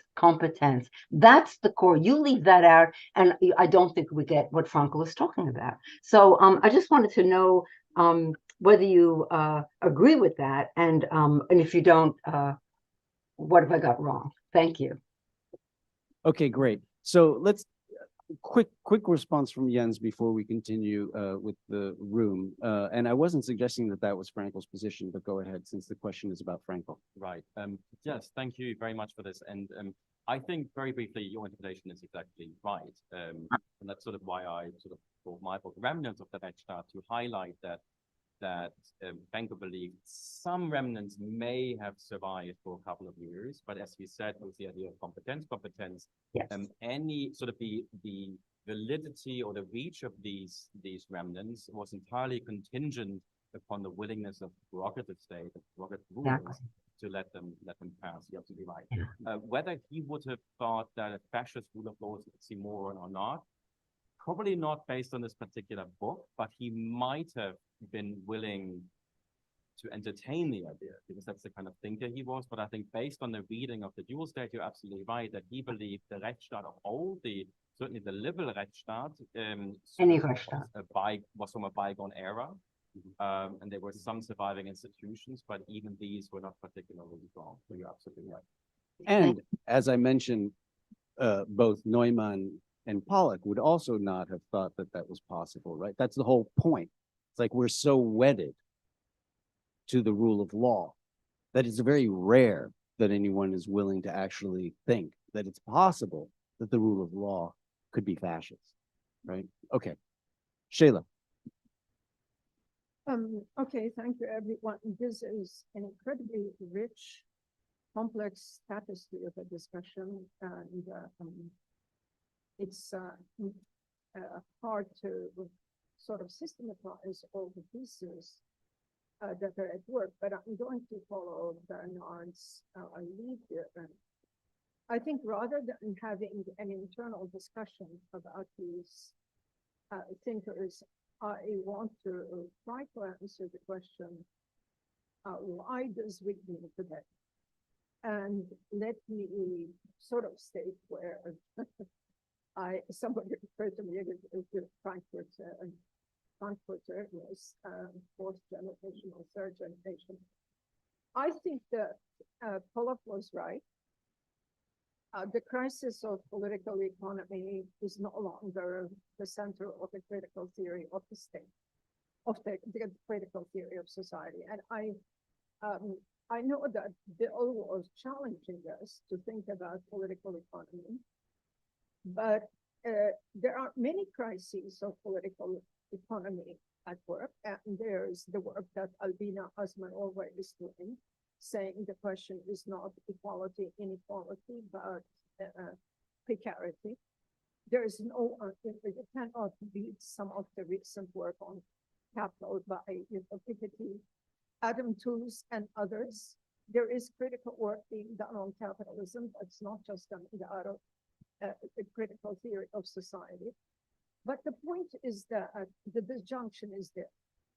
The critique of political economy is not leading us to understand the nature of the struggles of today. So critical social theory is both diagnostic and anticipatory appropriate. It's an analysis of society with regard to the contradictions of the future. So it's not just an analysis of contradictions, but it's an analysis of emancipatory contradictions that can, in some ways, anticipate a different future. And so at that point, I think, even though there are assertions and desires to bring the critique of political economy back, I am with, Pollock and Habermas, whatever the shortcomings of that overall framework may be. And one thing that was said early really struck me, and I think, Clara, you said, where do we free up the space and time for alternative visions?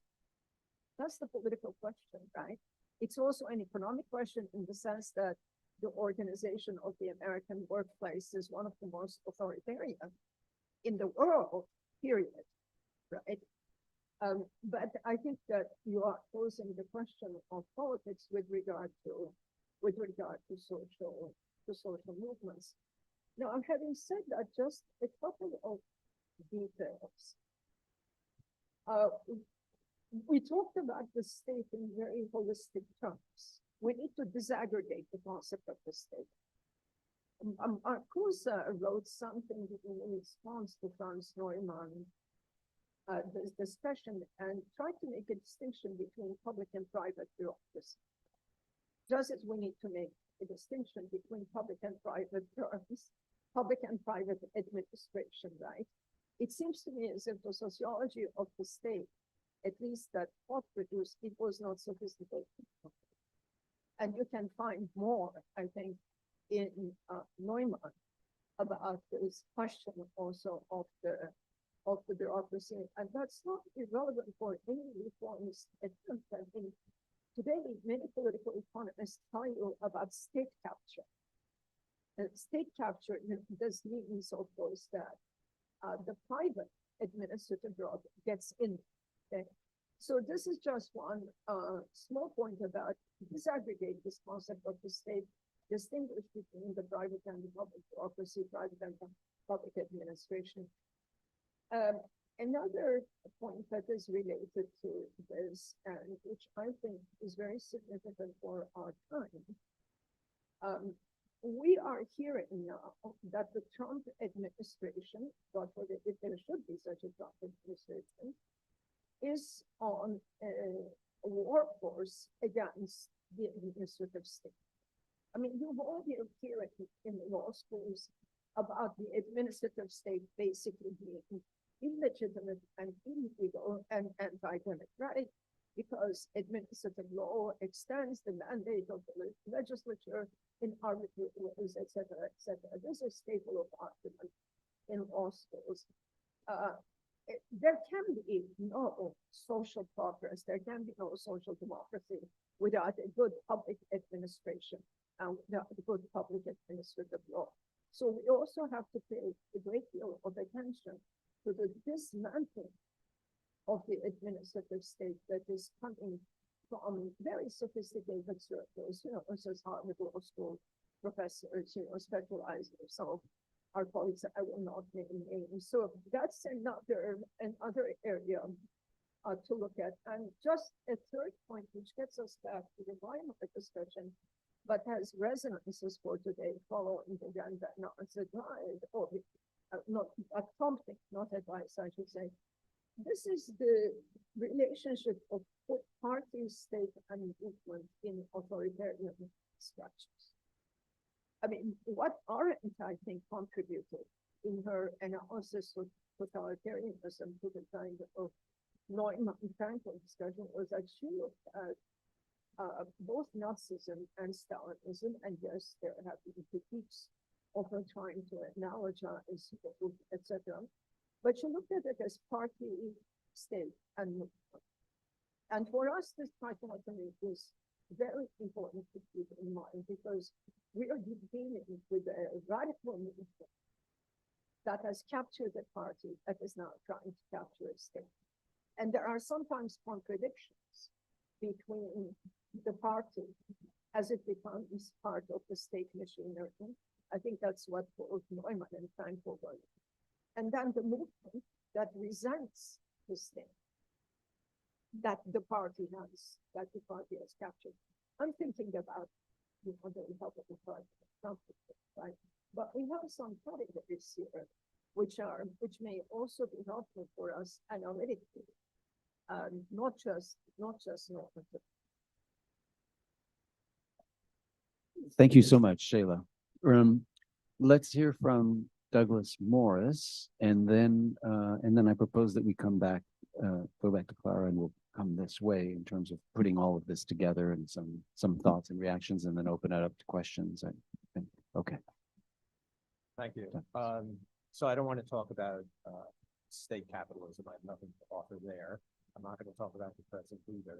But I want to make some remarks comparing Fraenkel and Neumann, who I think are somewhat closer than some of the remarks that suggested. For one thing, I think, as Clara had indicated, in terms of Neumann trying to ask himself what was Nazism about, I think that's a similar question to the one that Fraenkel was asking, and the idea of the dual state did gel in what Bernard had pointed to, the case, the Belotovsky case from 1936, which in fact followed by about a month or so after Himmler had become the head of the police and the centralization of police powers in Nazi Germany, which was probably not a coincidence, and in which one of the aspects of that case is that both it showed that political power, the prerogative state, the jurisdiction of the jurisdiction, laid with, in that case, the Gestapo over the union movement and over former workers. But the remark about marriage and family, which was remarked in the oral argument and not part of the case directly, but was an indication, and the reason why Fraenkel turned to the Gestapo lawyer and said, you're saying that even the state can dissolve a marriage, and the Gestapo lawyer said yes, and that was shocking because here was the state exerting power, not only in terms of union law, which had mostly and largely emerged during the Weimar Republic, thanks to a large extent to Penn's mentioned since, but was saying that the most fundamental familial relationships were subject to political power of the state, according to the theory. And that's when the idea gelled for Fraenkel about a prerogative state and a normative state. And I think that the idea that Fraenkel had about the prerogative state and the normative state, in which I agree with other people have said the normative state was not the rule of law at all. And Fraenkel said that explicitly in the book. And the analysis backs up what he said. But I think that idea really approaches Neumann's idea. They might not overlap in the following ways. Fraenkel thought of the dual state, of the interaction between the prerogative state and the normative state as being a dynamic interaction which would move forward with time. And he already saw it moving forward with time when he was studying the cases, basically during 37 and 38, when he was writing this book, I think in 36. The dynamic was that the prerogative state was taking over, that the prerogative state was exerting more and more jurisdiction, or exercising its jurisdiction more often, and that the courts were following the lead of the prerogative state. So the prerogative state was reshaping the courts. And as Penn's correctly pointed out, he had formulated this before World War II. He had formulated his ideas when he got out in September of 1938. And then he revised it somewhat and translated it into English while it was translated into Baltic and improving his English and going to the University of Chicago Law School to graduate. But you know, in terms of what Neumann was talking about in behemoth in regard to law, was what is the nature of law? And I think that one of the differences is whereas Fraenkel was a practicing lawyer who was, I think, taking an attitude is, I don't know, you know, you can talk about, Fraenkel wouldn't have put it this way, but you can talk about the rule of law, but I'm in court representing clients with legal institutions, with legal procedures, so call it what you want, but something's happening there, and that's what's happening in the government. Neumann, who had gotten out of Nazi Germany, here's one small correction I'd like to make. He got out in the spring of 1933 after being in a concentration camp for a month. I misspoke, yes.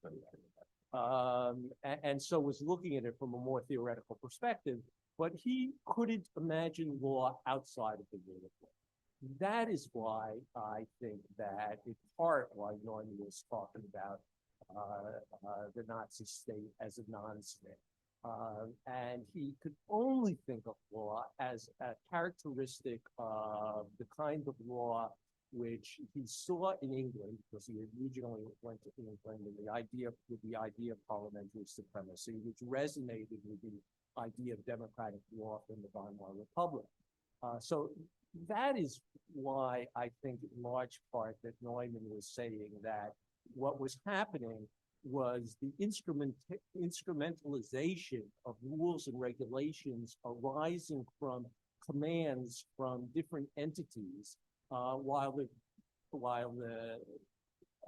the rule of law and any remnants of the rule of law, which I think is a great phrase, were totally disintegrating. And while the Nazi regime was spinning in various directions with the establishment of new institutions, which were court-like, but not really courts as characteristics under the rule of law, like the special courts established in March of 1933, the People's Court, which was established in the spring of 1934. There were the Nazi party courts, the SS established its own court system, the Army already had its court system. This was all spinning in various directions, no longer characteristic of the rule of law. And Neumann, and this will be my final kind of summing up of this, is writing about this in Behemoth at the beginning of World War II, under the circumstances of war, where the encroachment of the prerogative state had by then really overtaken the normative state, even more overwhelmingly than before. So from that perspective, maybe there are differences between Neumann and Fraenkel, but I think they're a lot closer than drawing a sharp contrast. Thank you. Thank you so much, and for all the work on Fraenkel. Okay, so why don't we come back to our panel? And Clara, why don't you kick us off? You can there have been many topics, but feel free to address the ones that you think are most important to you as we continue to think about this. I'm trying to collect my thoughts as well as I can, because there's been so many interesting discussions. I guess what I would like to start with is to say something a bit weird about Neumann, and it's that he's a Hobbesian. And, like, maybe take a little bit seriously that this book is called Behemoth, and that takes its entire notion of the non-state state from Hobbes, who famously developed this kind of like difference of the Leviathan versus Behemoth being. It's a striking passage that kind of like it's right at the beginning, right? Where I think that's important, right? Like, why is that important in Hobbesian? It's important because what Hobbes so clearly says, as opposed to traditional liberal theories of the state, right, is that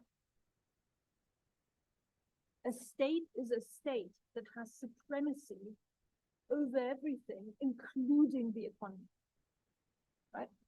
The state is only a fully functioning Leviathan if it is supreme over the economy, right? Like Hobbes says this very clearly, right? Like property is something that is created by the state, not precedes the state, right? Like that's his entire like analysis that goes against the kind of Lockean model, right?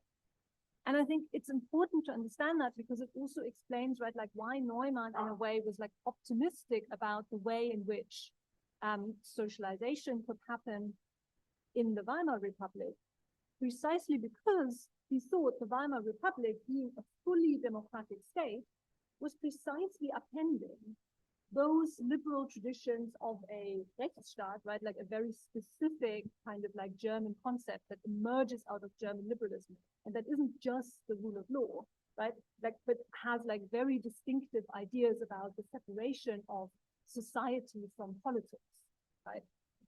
And so Neumann thought, and he says this very clearly in the 20s, right, like we have now abolished the Rechtsstaat, right? We're not in a liberal order, which means we have like a full Hobbesian Leviathan where we are free to assert the supremacy of politics over the economy, right? And now, you know, we as lawyers should just enable that happening, right?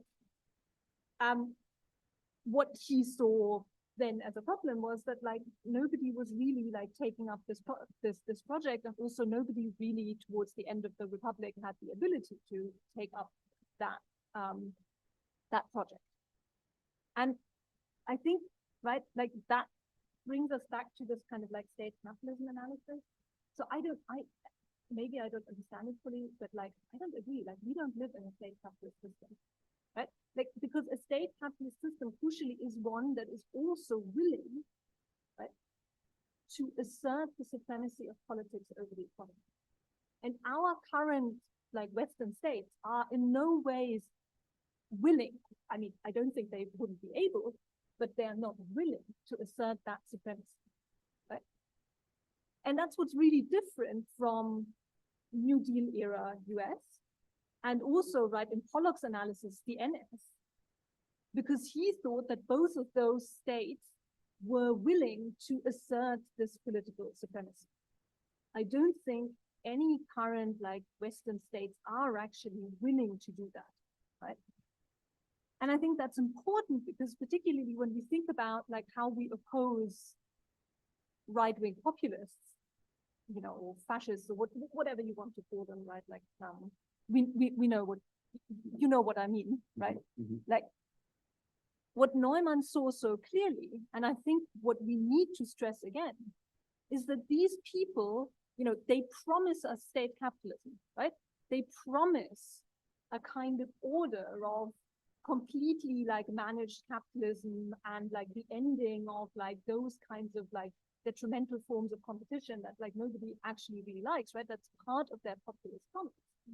But like what Neumann points out with National Socialism, and I think what deserves pointing out now, is that these movements are neither willing nor capable of actually doing that, right?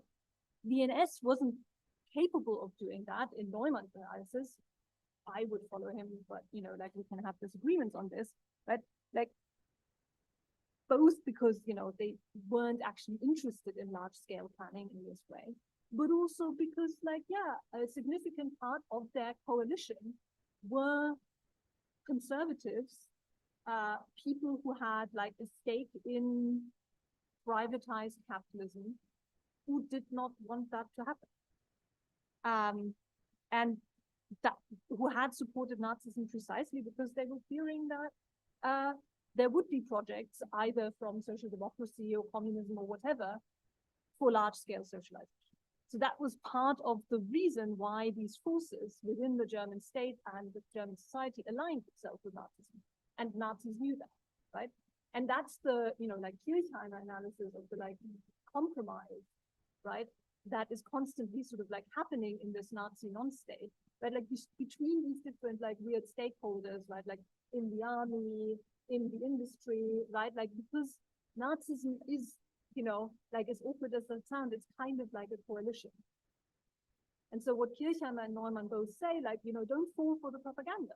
Like, don't fall for the propaganda that there is actually like one guy who's like making everything work, and also don't fall for the propaganda that these guys are actually going to like enable a material utopia, right?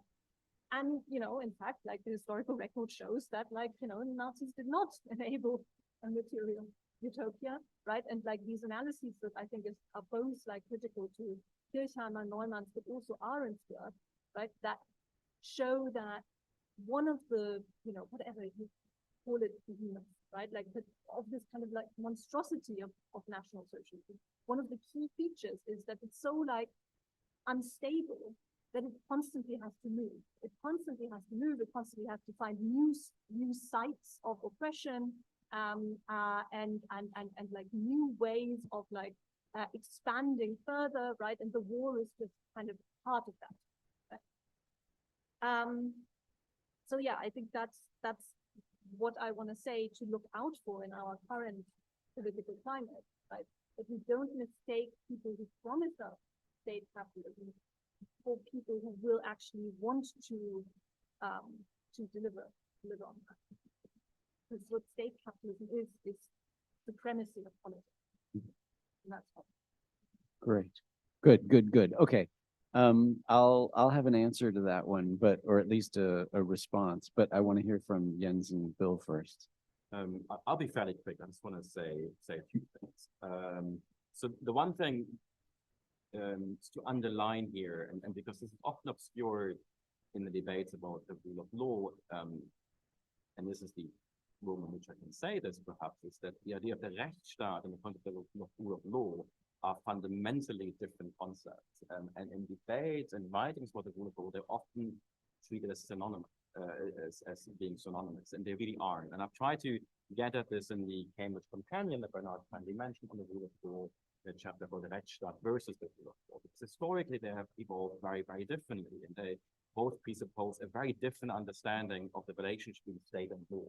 And I think this is also important as we begin to think about these thinkers more, and potentially also then points to the limits of some of these ideas for thinking about the rule of law properly in a country like the US. That's sort of one thing, this is a footnote.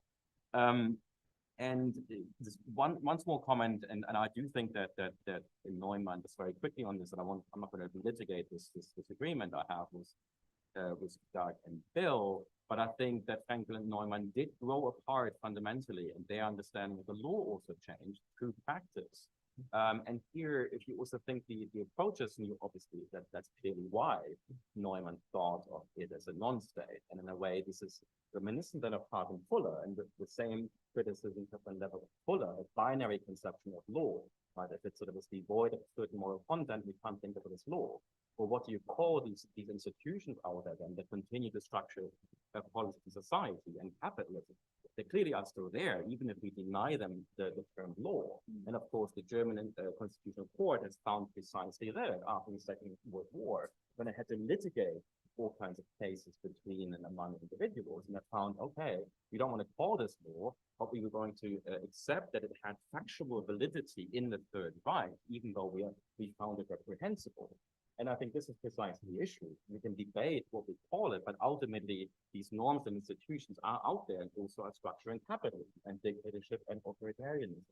So I just want to mention this. And the one difference, I think, and Neumann approached this in a way deductively, and Fraenkel inductively. And I think for our conversation as well, as we try to understand the laws of capitalism, which again is the phrase I mentioned with Locke's and Katharina Pistor's sort of approach, I think a lot would be helped by also thinking inductively and concretely. In a way, similarly in the way that you, Bernard, and Coöperism looked very closely and very concretely and up close and personally as various cooperatives that work, right? I think it behooves us to look at the way law operates in relation to capitalism also in these micro spaces in order to really understand how law perhaps sustains different capitalist practices, but also to perhaps identify avenues for intervening, right? And I think this is precisely what the kind of analysis that Neumann more generally sort of adopts makes impossible, because you tar the entire system with the same brush. And I think sort of going out of Fraenkel, what I believe that kind of approach potentially allows us to do is to paint a far more nuanced and complicated picture, to really understand how and when and why law and what kind of law, criminal law, administrative law, is a tax law, is imbricated in the operation of capitalism. And then maybe one last point on this, sort of to, in a way, push back a little bit against Clara on state capitalism. And I don't have any bone in this fight, but also in a way connecting with what Shayla implored us to do, to think about sort of analytical categories that may allow us to look at the present through the lens of the past without necessarily going all the way back to the past. We obviously can think of state capitalism, right? Nobody says we have to go with Pollock on this, but we can take a lead from Pollock and come up with a different alternative idea type and see how the world measures up against it, or that ties against the world. And one thing I want to mention here, in sort of where I slightly disagree with Clara perhaps, of course, you're absolutely right that nowadays we would be hard-pressed to suggest that the capitalist order in the US is overseen by a state, is run by a state. But this perhaps, for argument's sake, I'm just throwing this out here, we might still be persuaded to think of it as state capitalism, a different form of state capitalism. And here I just want to, by way of an analogy, want to draw on the criminal law, since we have an eminent criminal lawyer with us here in Bernard. Of course, in the criminal law, and you all know this as law students, when we talk about perpetration, we talk about acts as well as omissions, right? So how about thinking of state capitalism, or a form, an ideal type of state capitalism that creates, without intervening actively, quite in a way that perhaps Pollock suggested, nonetheless is indispensable to sustaining this order by also perhaps creating or taking sort of a laissez-faire.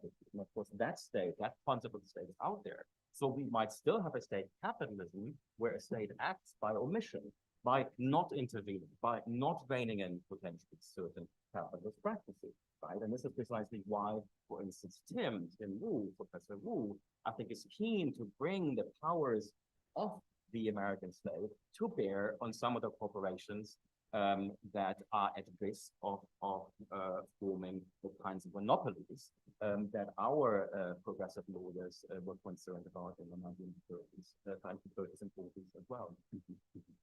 Thank you, Jens. Bill, go ahead. Yeah, so I wanted, oops, is this on? Yeah, yeah. So Shayla's left, but I will nonetheless respond to her, and I guess it's convenient I get the final word perhaps. Although maybe somebody wants to take her side in this. So I wasn't trying to claim that the centerpiece of critical theory should be political economy. No, but what I wanted to say, and I guess I wasn't clear on this, was it seems to me political economy has always both been present and absent in a very interesting and complicated way within the Frankfurt tradition, right? So it's clearly present at this moment, which took place again here at Columbia University. You have political economists, you know, and that's a part of the project, and it shapes what others are doing in all kinds of ways. And then, as I was saying, and this is Helmut Judeo actually, it in a weird way becomes absent precisely because of certain claims that Pollock makes, and then, as I was saying, that we produce. Now, Shayla's argument was, well, I'm with Pollock and I'm with Habermas in this. I'm sorry, I don't buy that. And here's why I don't think that should satisfy us. Pollock's claims about contemporary political economy, this is where I do agree with Clara, and I think we may disagree. I don't think we're living in Pollock's version of state capitalism, you know? So if the state capitalist thesis is the reason why we can forget political economy, sorry, there's a problem. You know, this is not the world we're in. You know, we haven't got rid of profit and replaced it with power. We don't have overarching plan. I mean, sorry, maybe this is why I was talking about China. Maybe China does. And this is why we need a conversation with political economists versus theorists like me speculating about China. This is why we need interdisciplinary work, right? You know, maybe that's the case there, but it's certainly not here. Or, you know, Habermas, you go back and read Legitimation Crisis, a brilliant book. It's a book of its times. You know, he's capturing in that book, there are all sorts of very complicated theoretical claims, and then there are some very straightforward empirical ones about basically the post-war Keynesian welfare state, which he seemed to think was basically permanent. And guess what? As he's finishing that book, it starts collapsing. There's the election of Margaret Thatcher, you know. So again, I don't think one can say, I'm with Paul. Sorry, Shelley, you're not here. I will send you an email, and I'll be a little bit less heated in my email, perhaps. But no, I just don't think that suffices. So there has to be a place somehow for a serious conversation with political theory. With political economy in critical theory. That's all I want to say. Yeah, all the issues here are very complicated. Neumann and Fraenkel. So I think basically with Douglas on this, I see both Neumann and Fraenkel in the 30s, early 40s as, I wouldn't say a vision, I would say Weberian. So it's a sort of Weberian notion of the state that I think Neumann is setting up and saying this doesn't really exist. There's not a monopoly on legitimate conversion in the way that they were suggested. So I'd say they're both sort of Weberian, Marxists. I do agree, just to put that out there, Fraenkel, it seems to me, captures some things that Neumann, maybe for the reasons Douglas was laying out, doesn't really capture, that in many areas of Nazi law for a period of time, you almost have business as usual. And that's something one has to explain. And I don't think Neumann gets that. He says, what is his expression? Well, there's still sort of rules of the road, you know? Now, yeah, okay. Now, there are some deep theoretical reasons for this, but I think those theoretical differences are both sort of transpiring, how should I put this, within the parameters of a basically shared sort of Weberian Marxian effect. So maybe Neumann was a bit more orthodox as a Marxist, but I don't think we do Fraenkel a favor by pretending there's not a lot of Marxism. There's a lot of Marxism in the dual state, right? So I think the big difference, actually, which we haven't talked about, and this speaks to the issue of the rule of law, and I won't say more about this because it's too complicated, is I read Fraenkel as being a natural lawyer. I mean, he really is. Particularly after the war becomes clear. And Neumann is not. Neumann thinks we should salvage the rational kernel of the natural law tradition, but natural law, and he's worried about its uses. You know, so I think that's very important. And yeah, that may play out with stuff. So just very quickly, state capitalism. I mean, so this is my response to you, Bernard. I think, look, the state is deeply involved in capitalism everywhere. That's true. But with Pollock, we're talking about not just a quantitative increase, but formative features of the economy are now state dominated. And I don't think we see that. In the United States, okay, that, so there's, again, qualitative shifts. It's not just we have more state doing stuff. Okay, if that's the case, we have it everywhere. There has to be ways in which the state is now infringing on things that have been fundamental to how capitalism had previously operated. Again, that's an empirical thing we'd have to talk about. We need political economists, but I also just don't see that in, the United States. I'd be a little careful with this term, but maybe I guess Okay. we're saying there's different forms of state capitalism. We need Right. a theory of. Right. Yeah. So here's what I mean. The single most important actor in the United States economy, the single most important actor is the US Treasury that has bailed out this country repeatedly. Without those bailouts, there would be no American economy. There wouldn't be a United States, probably. And without the promise of those bailouts, and without the promise of kind of securing our debt, our massive debt, this country would not have survived. It would not have survived 2008, right? So then the question becomes, so what is it that happened? And so this is much more hidden in this country, I think. The United States became the biggest shareholder of Bank of America, AIG, right? I mean, what was that? In normal circumstances, we would call that nationalization. Of course, we don't call that in this country. We call it, preparation for reprivatization or something. I mean, there were all kinds of different terms, but functionally, the U.S. was the largest shareholder of these financial behemoths, right? Briefly, but without that brief and without the promise of that brief, several years, whatever, this whole system wouldn't function. So the question becomes, how do we think more subtly about what it means, what state capitalism means, what varieties are, and what is that political supremacy that is associated with the fact that it's the Treasury. It was Hank Paulson. During COVID, the bailouts of the airline. I mean, the American economy would be in tatters. Would have been in tatters. I mean, there's no doubt that the single most important factor here is the US government. And then the question then becomes, knowing that, how do we rethink questions of state capitalism or some other term to understand how it is then that political supremacy is playing out? And it's not going to be in the obvious ways in which that was the case during the Third Reich. But I think that's the work, and that's the foil, right? Because I mean, that's a top-down system, effectively, the foil to an approach like coöperism, which starts from people cooperating rather than the top. Okay, we've gone long. We have 10 more minutes, and I know we have just I think we have time for just a few questions. So, and yes, you've all been so patient before getting in. So let me I see Stefano Parker Preston. And one person, no? Okay, so Stefano Parker Preston. Okay. Okay, go ahead, start, Stefano. Hi, everyone. Thank you. I have two questions for me, maybe just take. I'll also try to be quick. I want to ask first about the state capitalism in the context of international development, because I think, like, in the context of, say, emerging economies, and especially from governments coming out of like autocratic regimes, there's a really strong pull or push towards state capitalism. And I'm thinking of places like, Singapore, obviously China, even the Middle East.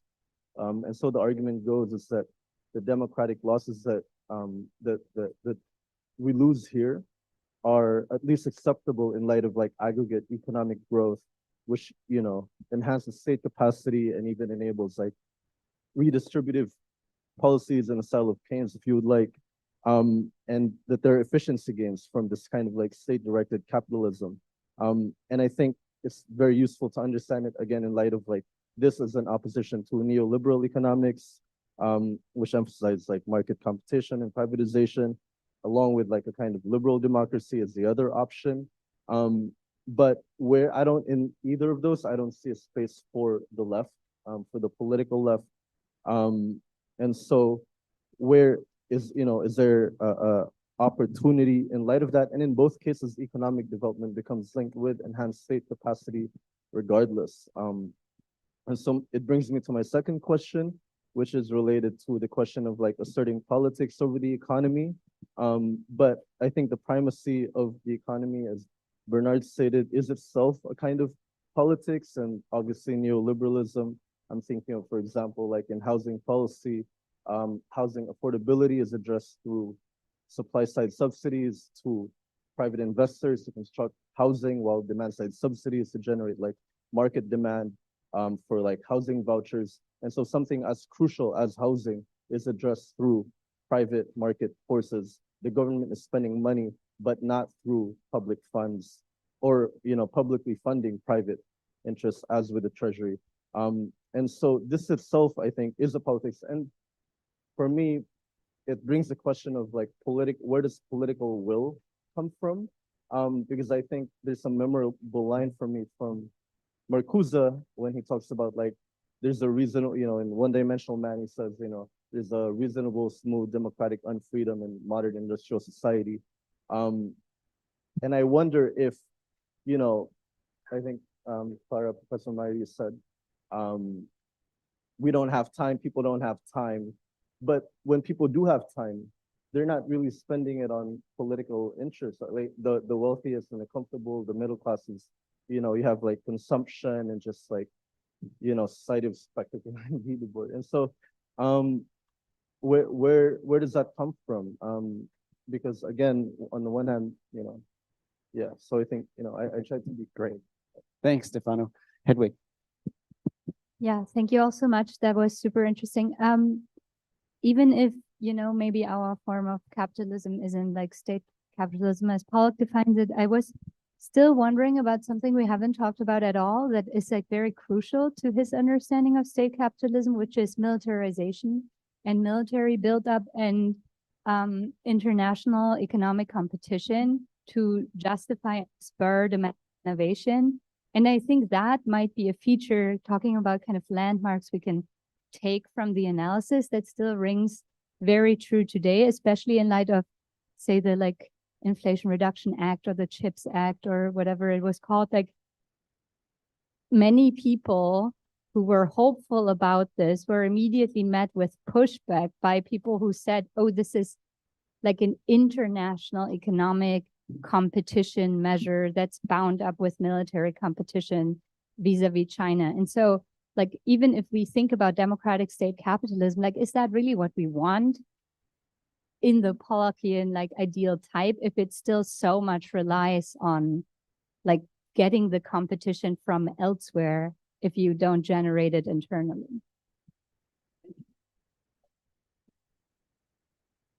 Go ahead. Thanks guys for everything. My question might be coming from a fundamental place of misunderstanding. I found today's topics kind of complex and confusing. I don't know about anybody else. But when I was listening throughout, and when reading the text as well, I was thinking a lot about Catherine Pastor's book, Coded Capital, and how she talks about how law essentially creates the conditions for capitalism through its laws. Like the law creates capitalism. And so when we are talking about state capitalism being, and I know we're not saying that fascism was state capitalism, National Socialism was state capitalism. And then we ask the question, can the rule of law be fascist? I don't know. I personally get a little confused, and I'm sorry, I'm still processing when the mic got set down. Because again, this is like ridiculously complex. I'm going to simplify it, and like hopefully one of you could speak on how Pistor might relate to these texts in this conversation, because I certainly see it, but I haven't fully understood that connection. Let me go with it. Okay, good, Parker. Preston, so here, what we're gonna do is we got Preston, and then I've got Decca and Nikita, or yes. Okay, so we'll just take, we take these and then we'll have one round quick, address just a few things, but also afterwards, we're gonna go to the pub right across the street. So we'll continue the conversation, and if we haven't touched on, Pistor or something, we'll cover it over a beer. Go ahead, Preston. Hello, and thank you all for coming and speaking with us. I guess my question really has to do with one book in particular that I don't think was touched on here, but The Dialectic of the Enlightenment by Horkheimer and Adorno. And I guess one of their central thesis was, I don't know if you would maybe suggest like the bastardization of reason, or the use of reason in order, which was they're kind of controversial thesis of the use of reason, and that was kind of maybe the explanation of Nazism and kind of the brutality of the 20th century. So I wonder if, for those who's kind of studied his works, whether or not how you see their thesis in like the postmodern world, and whether you think it's still relevant, and then also if there might be like a calling for a new type of enlightenment that can incorporate some of the ideas that you all are talking about. Great, thanks so much, Preston. Decca. Okay, so I too also, like, I literally wrote my paper from this stuff, and I too also was just like, what is happening? There's a lot of different thoughts and ideas, and how do I, like, honestly, the question for me was like, how do I bring it back to coöperism? And so I was thinking a lot about like the ways that it's been said with the school of thought around like profit motive is supplanted by the power motive. And so like that would change the way that prices and wages function. And so I think like some of that is more of a politicized economic system that's contradictory to the theory of free markets. And so because of how state-run economies will dictate prices and employment for its own benefit, like I guess the only solution to sort of thinking about even whatever method we can kind of even start to go towards a cooperation kind of theory is almost to just like scrap capitalism, just to like be pushing that away, and by completely trying to say like we need to be thinking about profit, or not profit, but thinking about people. And because I don't know, I just feel like there was a lot of conversation around that in the readings, but like then there were certain things mentioned about like the New Deal and the stuff like that. And so I inherently think that the New Deal is a pretty smart process of how to like make a system work for the state, but also like work for the people. And so I'm just kind of curious what you all might kind of think about or even honestly further like kind of expand on some of the things that they were thinking in regard to what Roosevelt was doing at the time. I think maybe that's really where my mind wants to go. Thank you so much. Thanks so much. And finally, Decca, are you sure?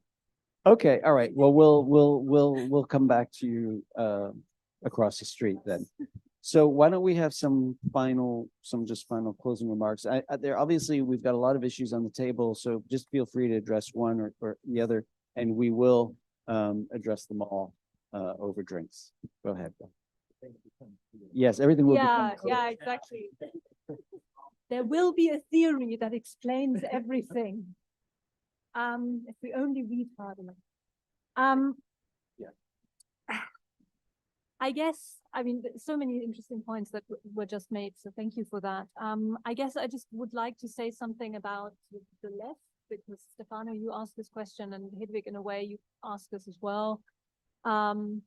And yeah, right, like I think in many ways, right, like it's much more difficult now than it might have even been in the 1920s and 30s, because first of all, we don't really, I mean, even if there is like now like a re-emerging union movement in this country, right? Like labor is much less organized than it was in the interwar period.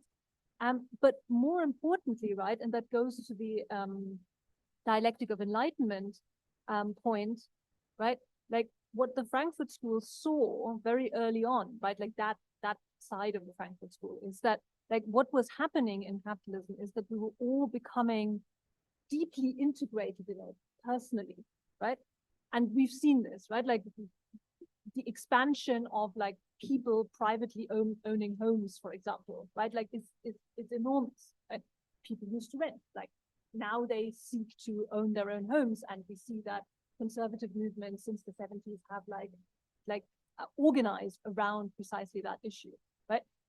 Same thing with pensions, of course, right? Like there used to be state pensions. Now we're all invested in some sort of like, so we're dependent on the functioning of capitalism, and we're much more integrated in it as people, right? And that's on top of, I think, the sort of like cultural integration that Horkheimer and Adorno were looking at when they looked, for example, at the culture industry, right? Where like, yeah, when we have time, we don't actually spend it organizing anymore and like doing anything worthwhile, but we spend it like watching the millionth Marvel movie, right? And like we've become, we've almost become like incapable of dealing with politics in those kinds of ways. And that's what the Frankfurt School kind of sort of pessimistically told us about ourselves. And I don't think it's gotten better at any point. So yeah, like that is like a big problem for like the organization of left-wing politics. And I think the Frankfurt School actually gives us lots and lots of tools for understanding, right, like why we are at that political impact. Thank you, Clara. Jens. Thank you. Very quickly. So I'm a fan, as you might have gathered, for rediscovering old concepts and thinkers. And I think I want to throw in another one in response to Hitler quickly that also has been forgotten. On exactly your point, Harold Laswell, famous political scientist, introduced a term called the garrison state in the 40s. And he too believed that this particular state would be relevant, and he tried to foreground the increasing militarization of society. So there may be an answer in there somewhere for you that you can actually mine for thinking about the present in relation to the issues we raised. But I want to quickly address Stefano's question, the first part of your question. And I like the fact that you also take us out of the US context and also outside of Western Europe.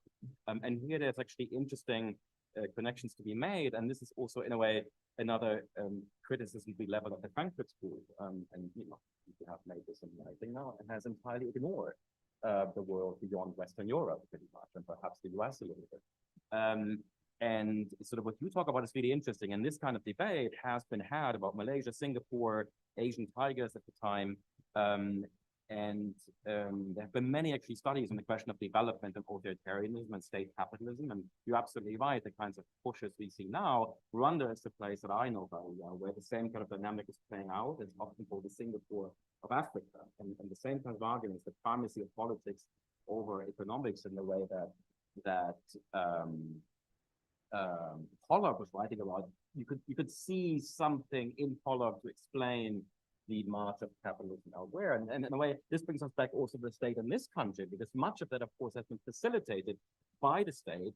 Here, not so much Department of Treasury, it's USAID and various other government departments that also are exporting certain ways of doing capitalism abroad, right? And this is, for the longest time, we thought about the Washington Consensus, because this was a certain fetishization of particular types of legal institutions, from property rights to others. And I think this is also a way where, again, an inductive and a micro study of these phenomena would be quite powerful. If that can be then linked to meta-theoretical claims about state capitalism. And I think this is where we, for example, can take ideas from the 30s and 40s, but make them usable for our time, and even push beyond the very limited perspective that the Frankfurt School then and the Frankfurt School today still has. Thank you so much, Jens. And thanks for adding Laswell. Bill. Yeah, just briefly, a lot of the questions are really about, right, the possible relevance of the state capitalism thesis. And again, I just think, I know I'm going to sound like a broken record player or whatever you would say now. That's a metaphor, but you get what I'm saying. I think it's an empirical question, and I can imagine it would be very useful to take the Pollock essays and to use them as sort of a way to go and look at the literature of these cases. I would be somewhat skeptical, you know, and this is, again, going back to some of the disagreements you've heard. I think Pollock, again, even though it's an ideal type, it's never fully realized, he really was positing a very far-reaching statization of the economy. I mean, this idea that capital has become tiered. I don't think you have that. I don't know. I don't think you have that in Singapore. Maybe you do. You know, but again, that's an empirical question. You invited China. That's a different ballgame, it seems to me. I don't think you do in South Korea. But this would be, and you're right, militarization very much. But so I think, you know, you use this as a tool to kind of think this through, as a starting point to think it through. And then you might find, and this is also what people have been saying in different ways, you're going to have to reconfigure this concept state capitalism in some, you know, some different version of it. Yeah, just very quickly, dialectic enlightenment. So one story about the Frankfurt School is that you get this in some of the secondary literature, and I reproduced this in my book, and I think it's basically right. And that's why I sort of endorsed it in a couple pages there. This is why the state capitalism thesis is important. There is a shift. Those who endorse it end up becoming, excuse the crude term, they're much more pessimistic. They even have been before. Before they weren't exactly, you know, so lucky optimists about where things were going. But there's a bit of a break, you know, the dialectic enlightenment, right? There's also, that's not a Marxist book. That's no longer a book that's, let me put it this way, that's Marxist in the way they have been Marxist before. So Franz Neumann would have said, and he may in fact have said, I came across something at some point, you know, this is exactly what I was worried about. You know, the state capitalism thesis opens the door to the idea that this system goes on for the millennium. You know, in other words, there's no way out. And indeed, in post-war Frankfurt theory, there is this idea of a totally administered society, one-dimensional. And I do think the state capitalism thesis and variants of that undergird that. You know, in that way, Neumann, whatever his flaws, you know, he was onto something in terms of where things might have gone. Yeah, and just quickly, law and state I mean, what are the problems with the state capitalism stuff in general, it seems to me? And I think this bothered Neumann and would have bothered Fraenkel. I don't know if he was familiar with these pieces. Law is not an important part of the story. I mean, I actually think, we haven't said this, but I think Pollock is a very simple notion. I think Pollock reduces the state to administration. I'm just saying this, it's kind of arrogant, but I spent some time looking at this stuff, and it's a very truncated of the state. Now, he does say there's a democratic version, but it's a much better. And this really irritated people like me, you know, and others. So there isn't, it's not clear what role law even plays. Okay, you've heard enough. Thank you, Bill, and thank you to the panel. So I wasn't going to make a comment, but maybe I will. There's just one comment, which is like, so in thinking, and maybe this responds, Decca, to your question, which is to bring it back to cooperation, right? I mean, so the contrast here is between a political economic system where the single most important actor today is the state, that in some sense guarantees the functioning during times of crisis. Transform that to a situation in coöperism where the single most important actor is the person who is in the worker cooperative or in the mutual aid project or in the food co-op or in the mutual insurance system, right? And so that's the key contrast ultimately, I would think. But we will continue and we will continue to explore. For now, I'd like to thank our extraordinary panel, Clara, Jens, Bill. Thank you so much. Everyone else as well. Douglas Morris, thank you for joining us and for your expertise. Shayla Ben-Habib, Jean Cohen, everyone who participated, all the questions. I want to give a special round of applause and thanks to Kiana Tagavi, who organizes our seminar and has done so brilliantly over this semester. Thank you so much, Kiana. I want to give a big thanks to John von Brownsburg, who did our AV here, did a terrific job. and to you all for coming out. Now, most importantly, we're going to continue to address these questions across the street at Arts and Crafts, at the pub, where there's plenty to drink and eat and for us all to talk. So thanks for coming, and let's head over there. All right. Thank you.